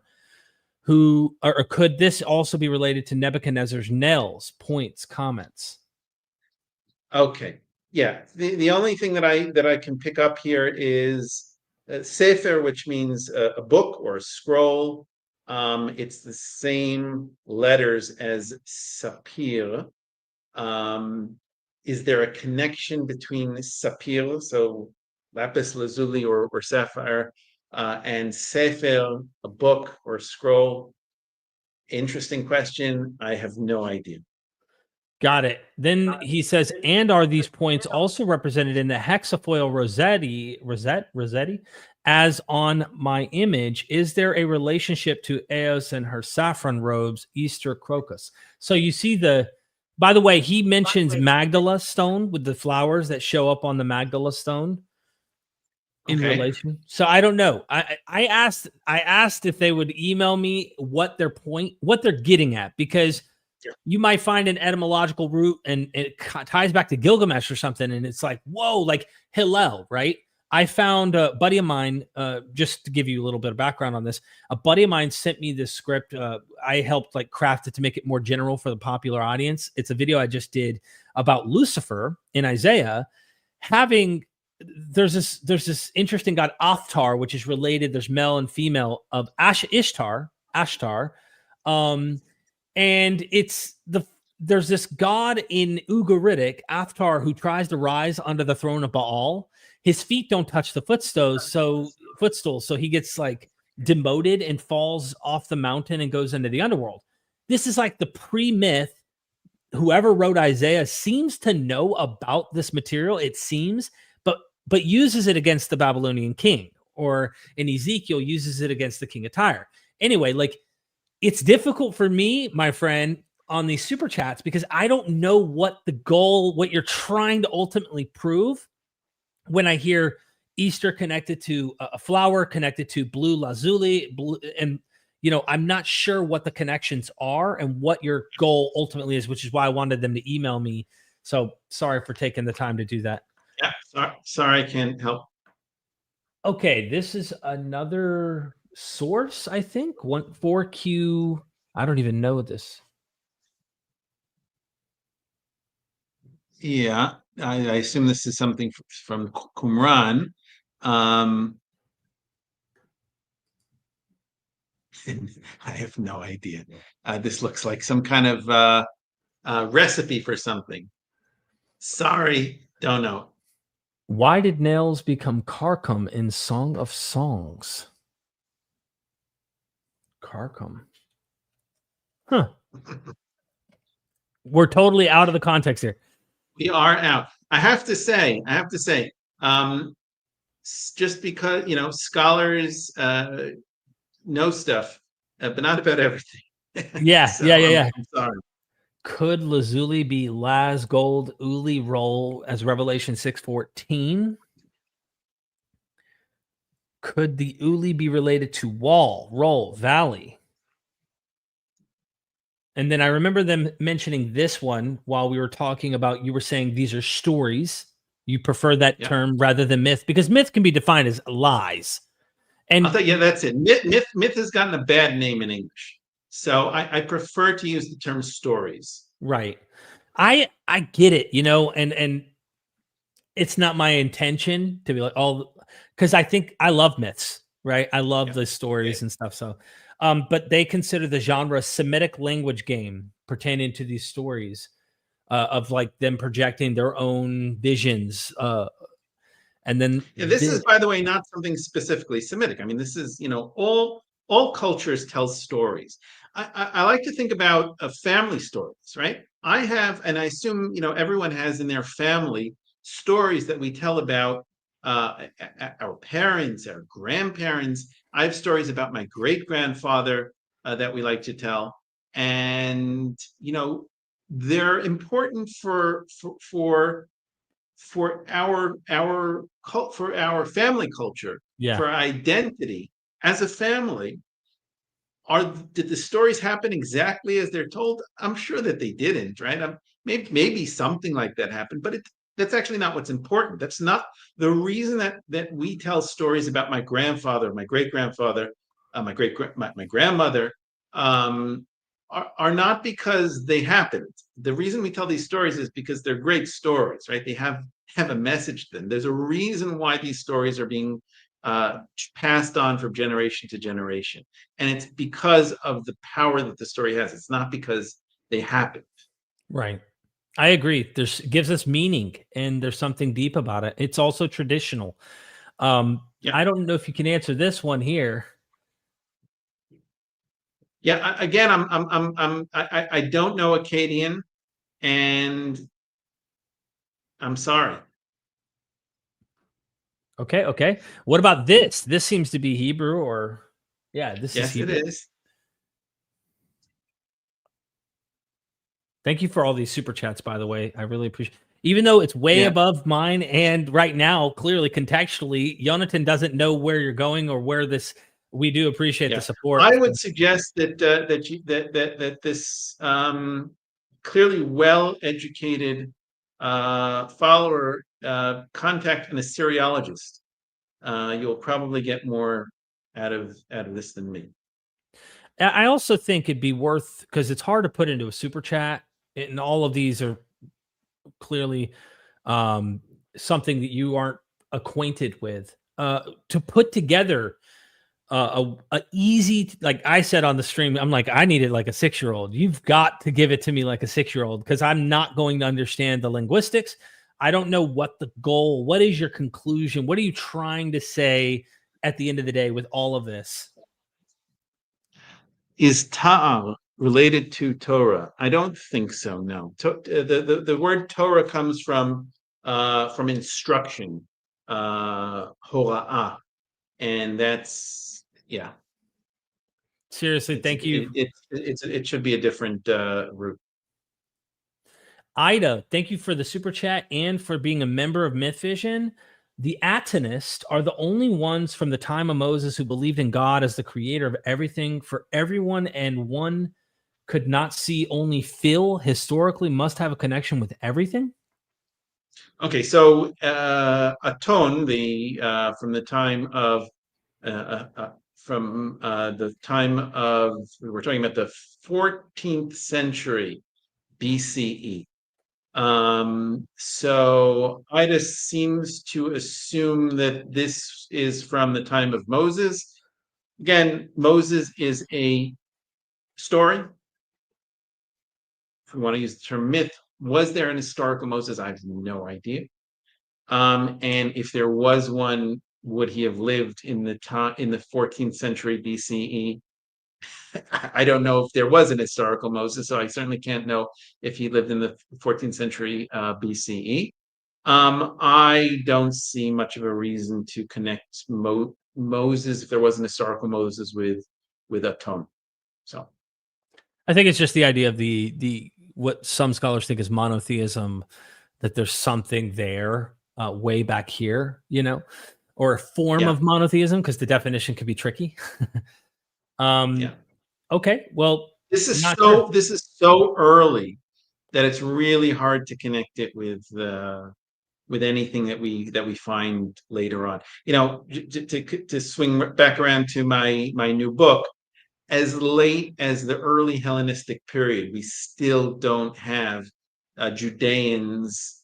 We don't have any clear evidence that Judeans are worshiping. That Yahwism is exclusive of other gods. Right. So to go all the way back to the 14th century BCE, That's hard. It's hard to make that connection. And in Egypt. Yeah, over 1,000 years where they're clearly worshiping many gods, women, Exactly. the goddess beside Yahweh, everything. Yeah. Very powerful. Daniel, thank you for being a member for 10 months. What do you make of texts like 2nd, 3rd through 4th Ezra, thought to be written in the 1st century? Could Ezra be a mythical legendary character? Were Judeans using the fiery cup? Thank you for sharing your work. Thank you. Okay, so yeah, absolutely. Ezra could be a mythical legendary character. There's no evidence that that there was an historical Ezra. He certainly became an important figure later on. He became like a second Moses, but that doesn't mean that he was an historical figure. I know this is a really hard idea because humans love stories. We love stories. And it's so easy to go from a story to thinking that this was an historical thing that happened. Right. But I keep going back to Shakespeare. I think this is a really good way of thinking of things for us, because they taught us in school that these stories, Shakespeare stories, they're plays, they're fiction, they're not history. We need to do that with all of the stories that we read, and to recognize these are stories, they're not history. So yes, don't assume that any figure that we find in a story was an historical figure. Gotcha. JC, by the way, is the one who's asked these linguistic questions. Says, sure. It's just that the Abrahamic stories are Semitic language games. I was just trying to be specific. We all play language games. So I just figured I'd give them the comment, especially since we haven't been able to answer some of these questions. Sure thing. I apologize. And be honest when I don't know answers. I kind of think of Babel, the Tower of Babel, that the author, from what I was reading, one of the scholars says Babel's like this.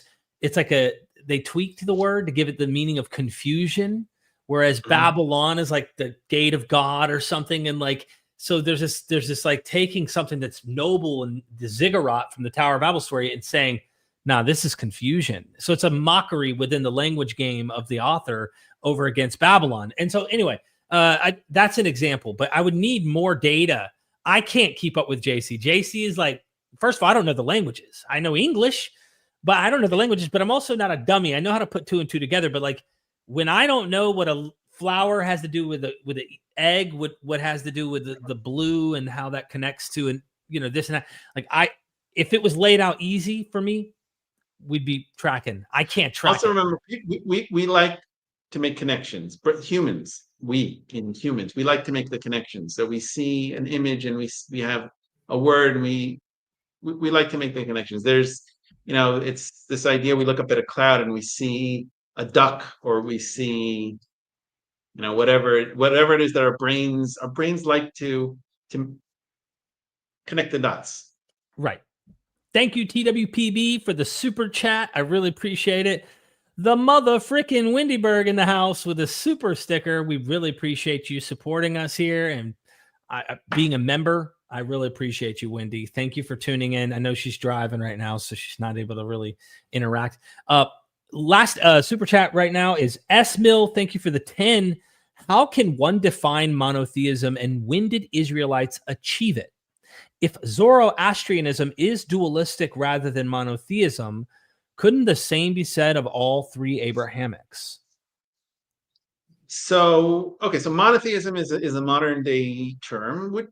many of the terms we talked about. I said at the beginning of the discussion, I said Yahwism is a modern day term. In a certain way, Judaism is also a modern day term. Monotheism certainly is a modern day term. I don't really love the distinctions that people make to say that monotheism itself doesn't appear in the Hebrew Bible. I think when people use the term monotheism, what they're usually thinking of is belief in a single God rather than more than one God. Again, I don't like to nitpick and to say, well, it means specifically, does it specifically mean belief that there's only one God that exists? And these are important distinctions. But we do find in biblical texts the idea that, at the very least, you should only be worshiping one God, right? That we certainly find that in biblical texts. So if the question is, when does this first appear? We find it in biblical texts. Whenever those texts were written, we're getting back to that discussion again. When were these biblical texts written? Whenever they were written, and whoever wrote them, the texts that instruct that one should only worship one God, the authors of those texts clearly thought that was the case. I can't do better than that. How widespread was that belief that that's what you should be doing?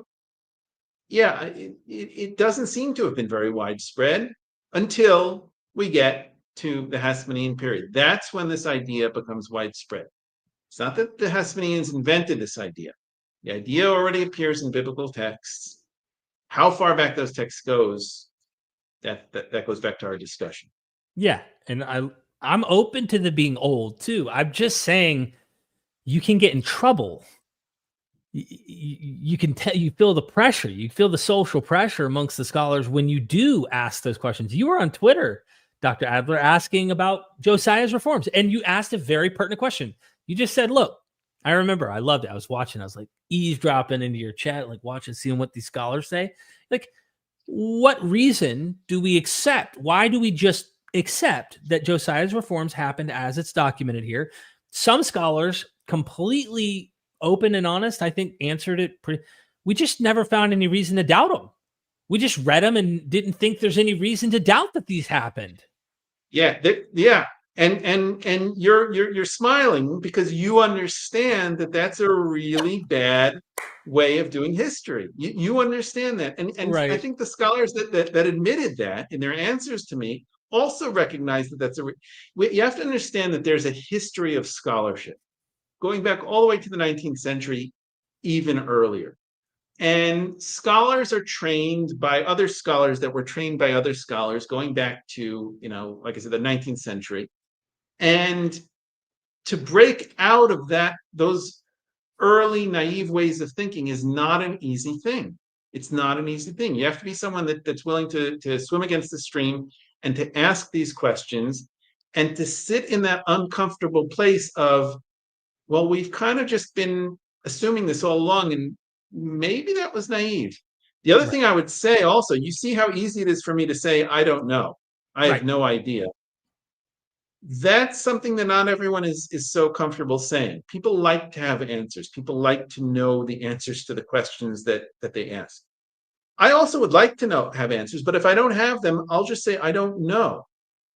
And, I think there's a history to the scholarship where we just, okay, we've always just been assuming that the Josiah story happened. And for scholars, that's really important because that's the peg that they use for dating all the other biblical texts. It's hard to get out of that I would call it a rut where, that's just what we've been saying all along. If we stop saying it, we're going to be in trouble. Yeah, there's something circular that I noticed, and it's a strong circle. Very strong. You want to hear something? Please. I once made the argument actually in my book, I wrote that if we take the so-called, okay, so what happened, I mentioned the so-called Passover papyrus, and I'll get into this a little bit. There's this papyrus from Elephantine, which half of it is missing, and scholars reconstructed the half of it that's missing on the basis of the biblical instructions about Passover. And maybe we can accept that the reconstruction. It's an interesting suggestions, but I made the argument that you cannot take the reconstruction, excuse me, which is based on the Exodus, the instructions in Exodus, and then say that's evidence that Exodus was well known. Right. That is literally circular reasoning. And I made that argument to a scholar. I won't mention his name. And I was on the phone with him, I think, for 2 hours. And he made the crazy argument that there's nothing wrong with circular reasoning. And to an extent, yeah, circular reasoning is also reasoning, but it's circular. You can't do that. It's a logical fallacy. That's why, so when I'm trying to get at the origin of Moses traditions and stuff, and we find external data of this floating in the Hellenistic period, but I had a conversation with a scholar about this, and they'll go to Hosea and they'll quote evidence in Hosea of Moses being mentioned. And then they go to the Song of Deborah and they find out that there's an Exodus motif in the Song of Deborah. I don't think Moses gets mentioned. And what I did is I did a little bit of homework and looked at different scholars. And I found some textual critics who say this has been heavily redacted. Even this ancient archaic Hebrew has been modified and tweaked, which means whoever changed it way later, archaizing, which means how do you know your archaic Hebrew is anchored back here when someone in the way later periods are archaizing? So how do you know? And so I noticed there's this I'll tell you a little secret. You don't. You don't know. You cannot know. You're absolutely right. You simply cannot know.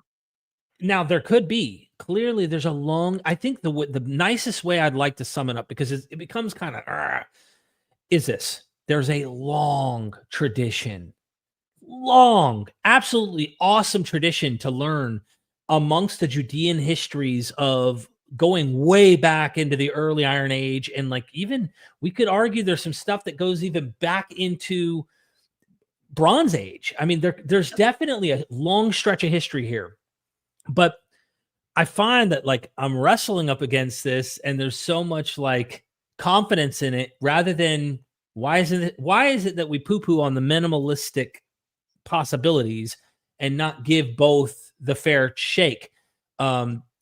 There's so much confidence on it dated back here, Babylon, pre-Babylon. If you want my position on this, I am just as skeptical. If anyone comes to me and makes a claim about when a text is dated, I will ask that person, what evidence do you have for the date that you're suggesting? I have not seen compelling evidence for early dates. I have not seen compelling evidence for late dates, and I've heard the evidence that's been suggested. I am not convinced by any of the evidence that I've seen, which means that I am agnostic about it. I don't know. If you give me evidence that's compelling, and it compels me to think that your model, that your hypothesis is correct, great. I have not yet seen any compelling evidence for dating. If we're talking here about the texts of the Torah, the Pentateuch, I have not seen compelling evidence that can put a date on any of these texts. Wow. But what can I do? That's yeah. That's so the most honest. I have no problem. You want to say that it's late? I have no problem with that. But I'm not convinced that that's the case. Well, I'm not even saying it. I'm not saying it is, but yeah. I think there's if we're going to be, because it's all subjective, unless we found the smoking gun, we're throwing out hypotheses and it's all speculation based on, other data that we're trying to do. And I'm saying the rise of these characters, you can just, every cop-out answer I hear, and I call it a cop-out answer, which might actually be the answer. We talked about the rabbi from 200 years ago. Okay, is that it's floating around for 300 years. It's in the hands of a small group that just never made any dent, and that's a possible answer. Let me give you a different model and tell me if you can imagine this. Can you imagine that a text was written down early? I'm not going to throw out a date, but early, and it was sitting on a shelf in a temple, right, for 100 years, 200 years. Is that something you can imagine? And that yes. Nobody really had any interest in it? Yes, there are libraries like that. A library, it was sitting somewhere and it wasn't really of interest to anyone. I can imagine a scenario like that. It's easy for me to imagine. Right. It's also easy for me to imagine that a text like that was sitting on a shelf for 100 years, 200 years. And some scribe finds it and says, "Oh, this looks interesting. The scroll is starting to come apart. I'm going to copy this. This looks important enough to copy, so that we have another. That it continues to my children. They'll, if somebody wants to read it in 100 years. So now we already have 400 years that a text could have survived without anybody really knowing, except for that one scribe that copied it. I'm not saying that this is what happened, but I think it's a possibility that something like this could happen. Now, could the texts of the Torah, or some of them, been written in the 3rd century BCE? I do not see any reason why not.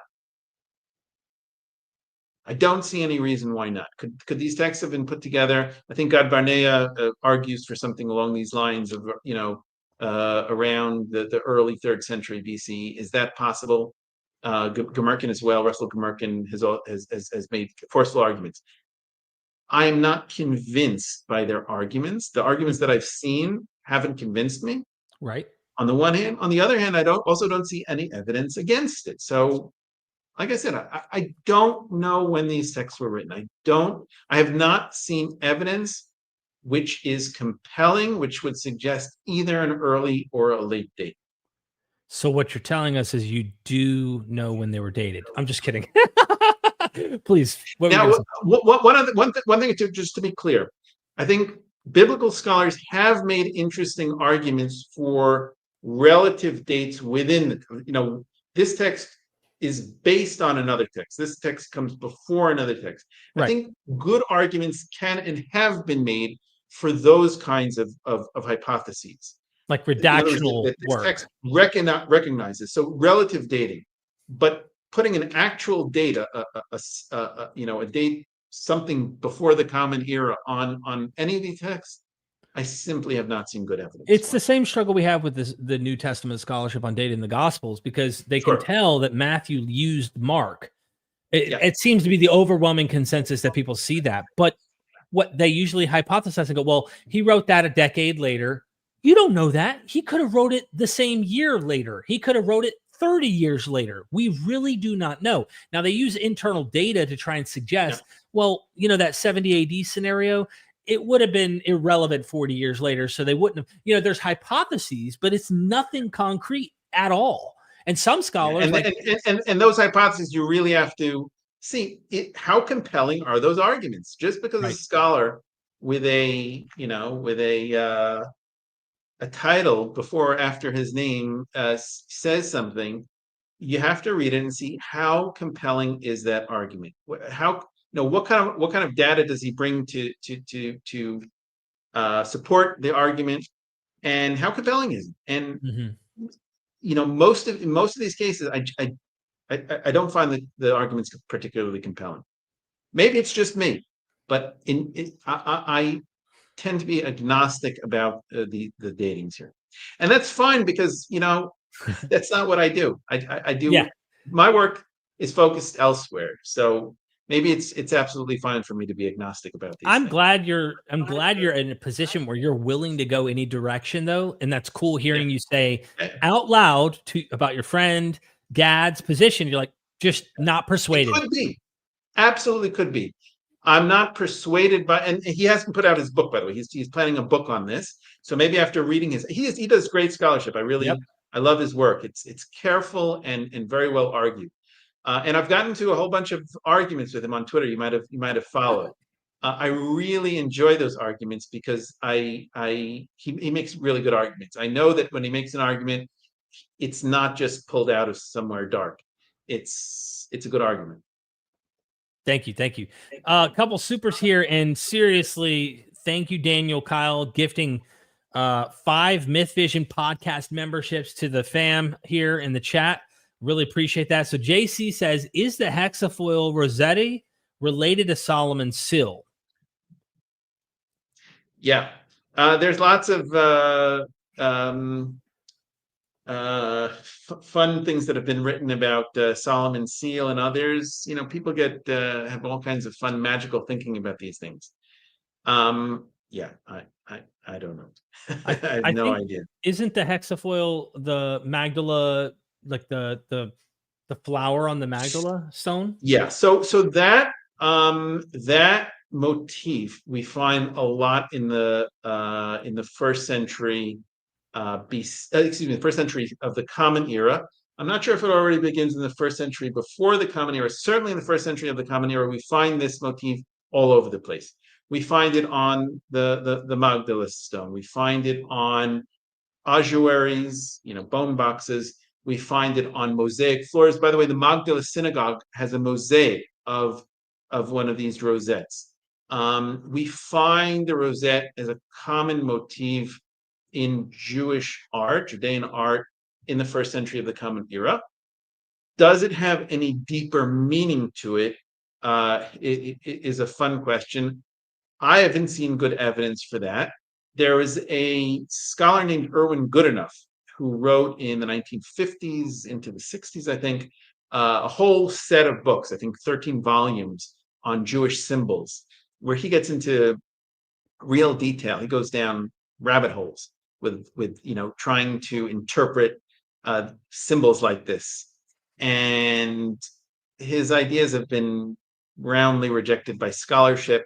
It's sad when you see his 13 volumes. It takes the whole shelf of the library, and it hasn't really been well accepted by scholars.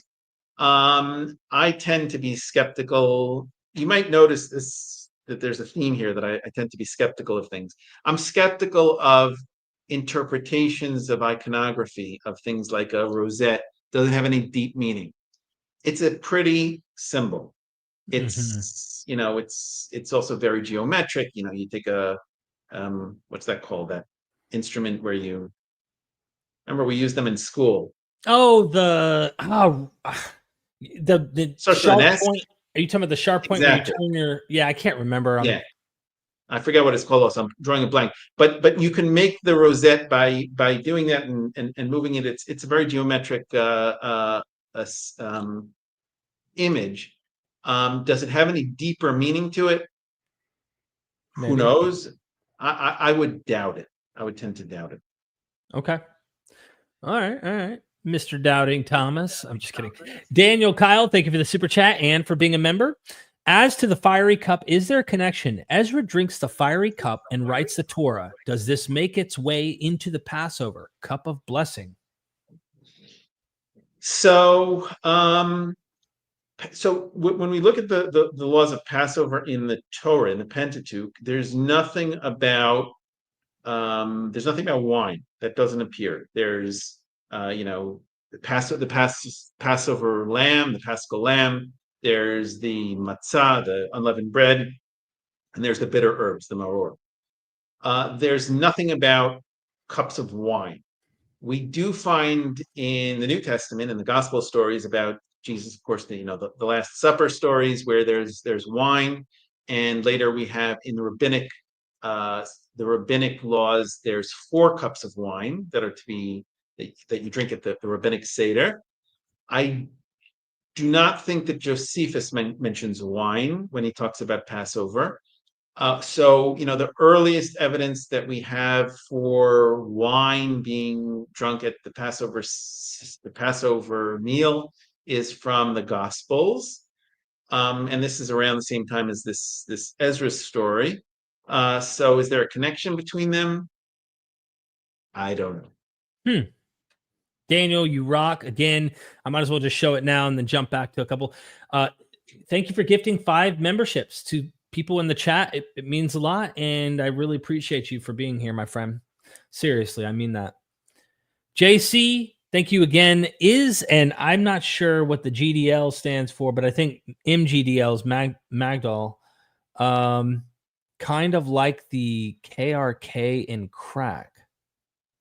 So I don't know what KRK in crack is. I don't know what that's referring to. I assume the Magdal as in Magdala, and I don't understand the question.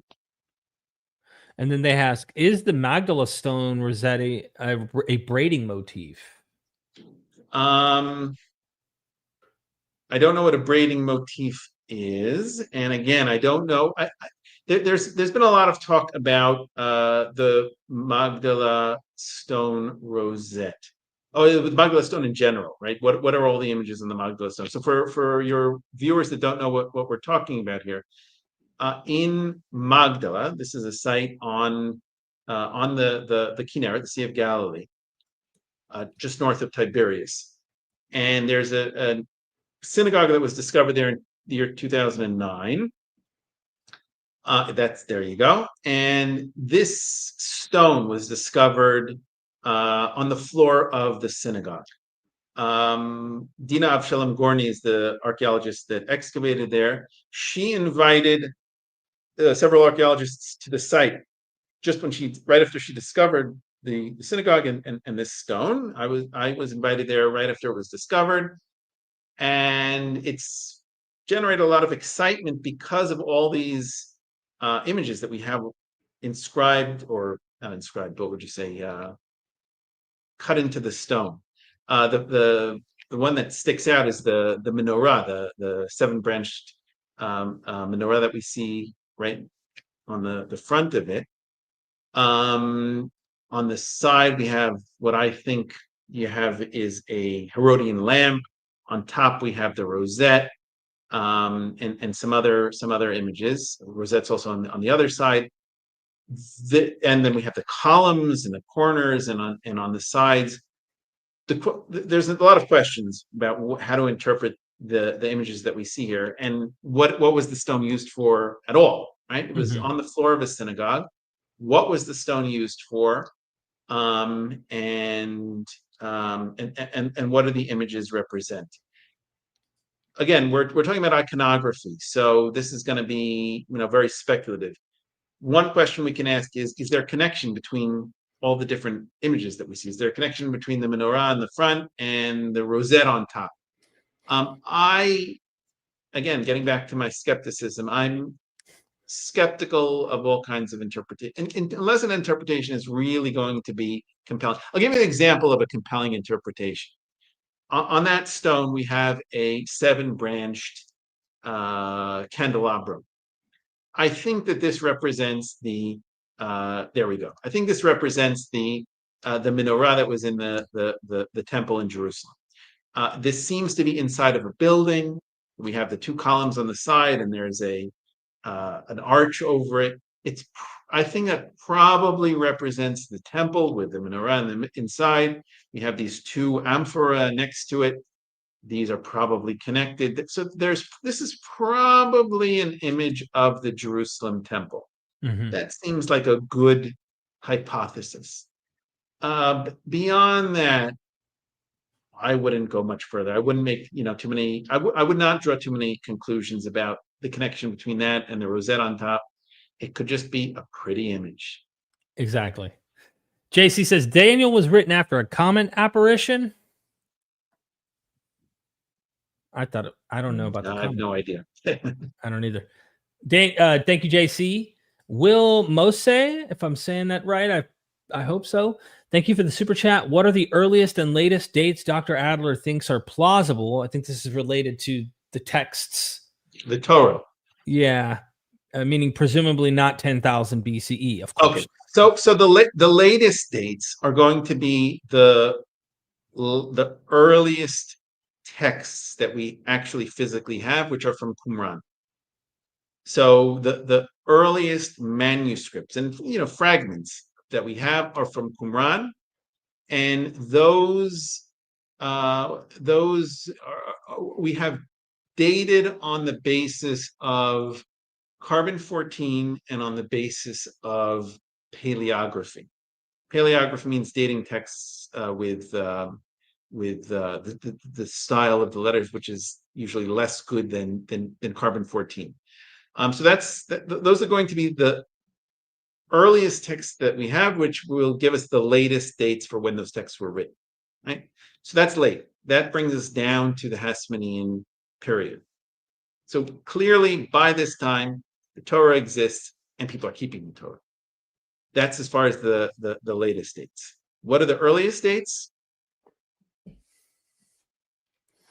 That's the question we're So, all yeah. still. So the question: Are there early roots? Let's say oral roots that go back, really early. You mentioned the Bronze Age.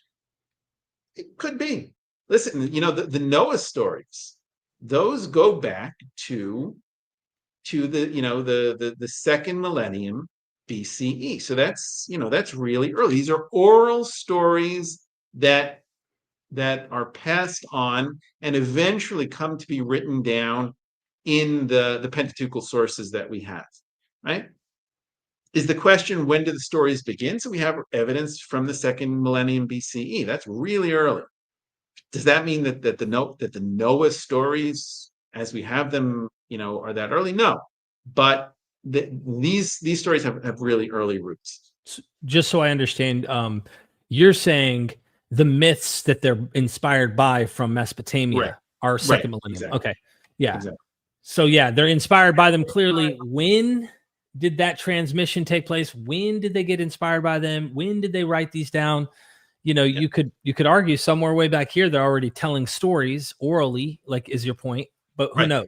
And I would add to that it's important to recognize that just because those stories go back really early doesn't mean necessarily that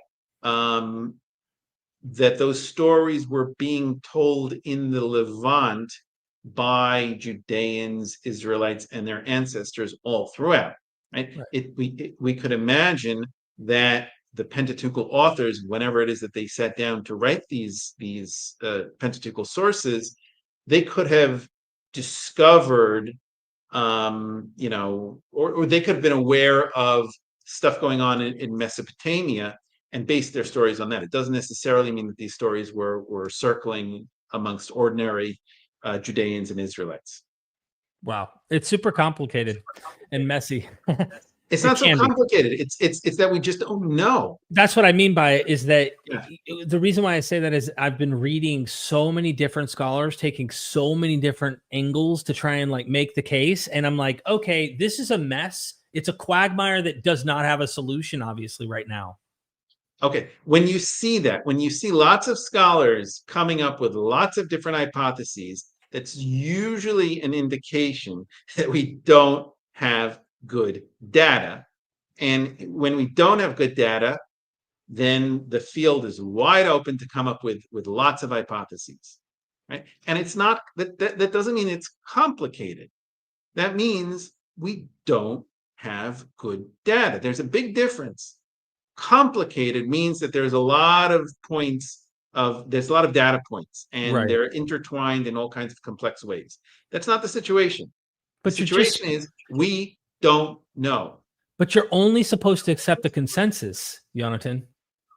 I mean, you're not allowed, if you're not a PhD, you're not allowed to follow or be persuaded by people who are PhDs, who aren't in the consensus realm. You're stepping on the consensus toe. Who am I? I'm an autodidact. I'm not allowed to do that. I am beneath. I am the scum of the earth compared to, just teasing. But I have tenure, so I'm allowed to do that. JC, thank you. You can't fire him. Second Temple capitals depicted a rosette petal.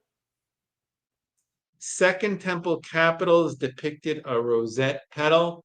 I cannot think of It absolutely could be. The rosettes were all over the place. They were used in sewer covers. You find them all over the place. Were they on any capitals, column capitals? Probably. Offhand, I can't think of any, but I wouldn't be surprised. Okay. S Mill, thank you for the super chat and being a member. Have you seen the Egypt tomb art of Hathor growing up out of tree trunk with branches, and can it relate to a goddess associated with Levant Mesopotamian tree of life?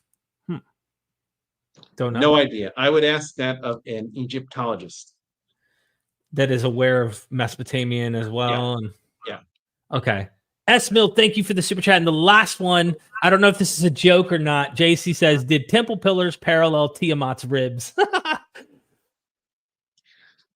Yeah. So, well, you're thinking of temple pillars. You're probably thinking of the biblical, in Kings, Solomon's temple's pillars. That we obviously don't have any archaeological evidence of the temple at all. Presumably, there was a temple in Jerusalem, but yeah, we don't know. The only thing that we have is the Solomon's. Is the story about Solomon's temple with the pillars. Yeah, I have no idea. Well, ladies and JC, gentlemen, you're asking good questions. Absolutely. And I don't know the answers. Well, this is what MythVision loves. Our audience loves to ask these questions. And of course, we like the comparative stuff and looking at other cultures surrounding Judea and finding, we know that they're inspired by Egypt, by Mesopotamia, by the Hittites, by Ugarit, the Phoenicians. Like there's stuff happening. We just are looking for it. We're looking to see, is there a connection? Samson was Melkart. I mean, that's a pretty no-brainer to me that something's going on with like Heracles, Melkart, Gilgamesh, and Samson in the stories. So we love that. But with what you're doing, you're kind of not letting the story cause you to go through some kind of hypnosis. You're saying, no. This is spade in hand archaeology. We're digging in, and this is the book that's out right now. You can get a copy of this book. I've pinned it in the chat.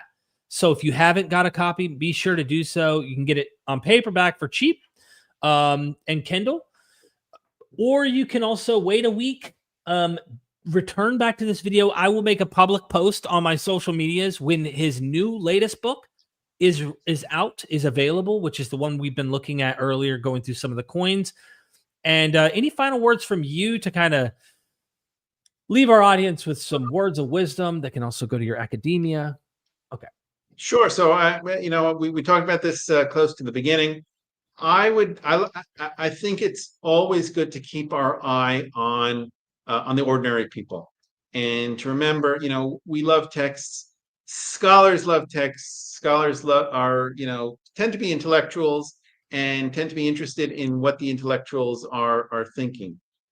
I think it's certainly worth our while and worth our time to put the focus on the 99.999% of the population, the society at large. They might not be the intellectuals, might not be the biggest thinkers, but these are the people that, at the very least, these are the people amongst whom the intellectuals and the biblical writers are living.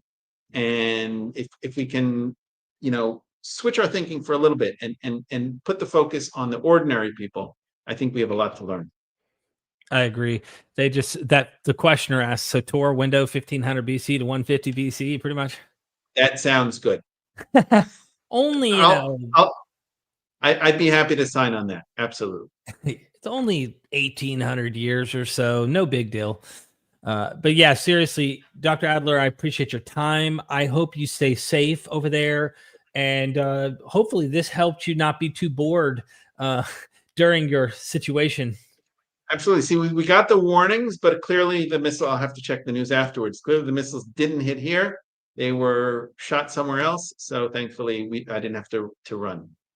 Well, I just hope everything gets fixed and we're back to working and doing business. One of the reasons is I'm really looking forward to putting some tour together if things can calm down over there, because there's so many awesome sites that I walked away with an experience I've never had in my life being on the ground and seeing some of the ancient stuff that's there. So I really want to do that and to let others explore that with me. Maybe you can join us on tour at some point while we're there. That would be great. Would be very happy to welcome you here. Thank you so much. Ladies and gentlemen, like the video, share it out, and get his books. And stay tuned. Come back and visit this in a week, or just follow both of us. You can go to Twitter. Follow him on Twitter, Yonatan Adler, and he will be releasing that as well when the book is out and available.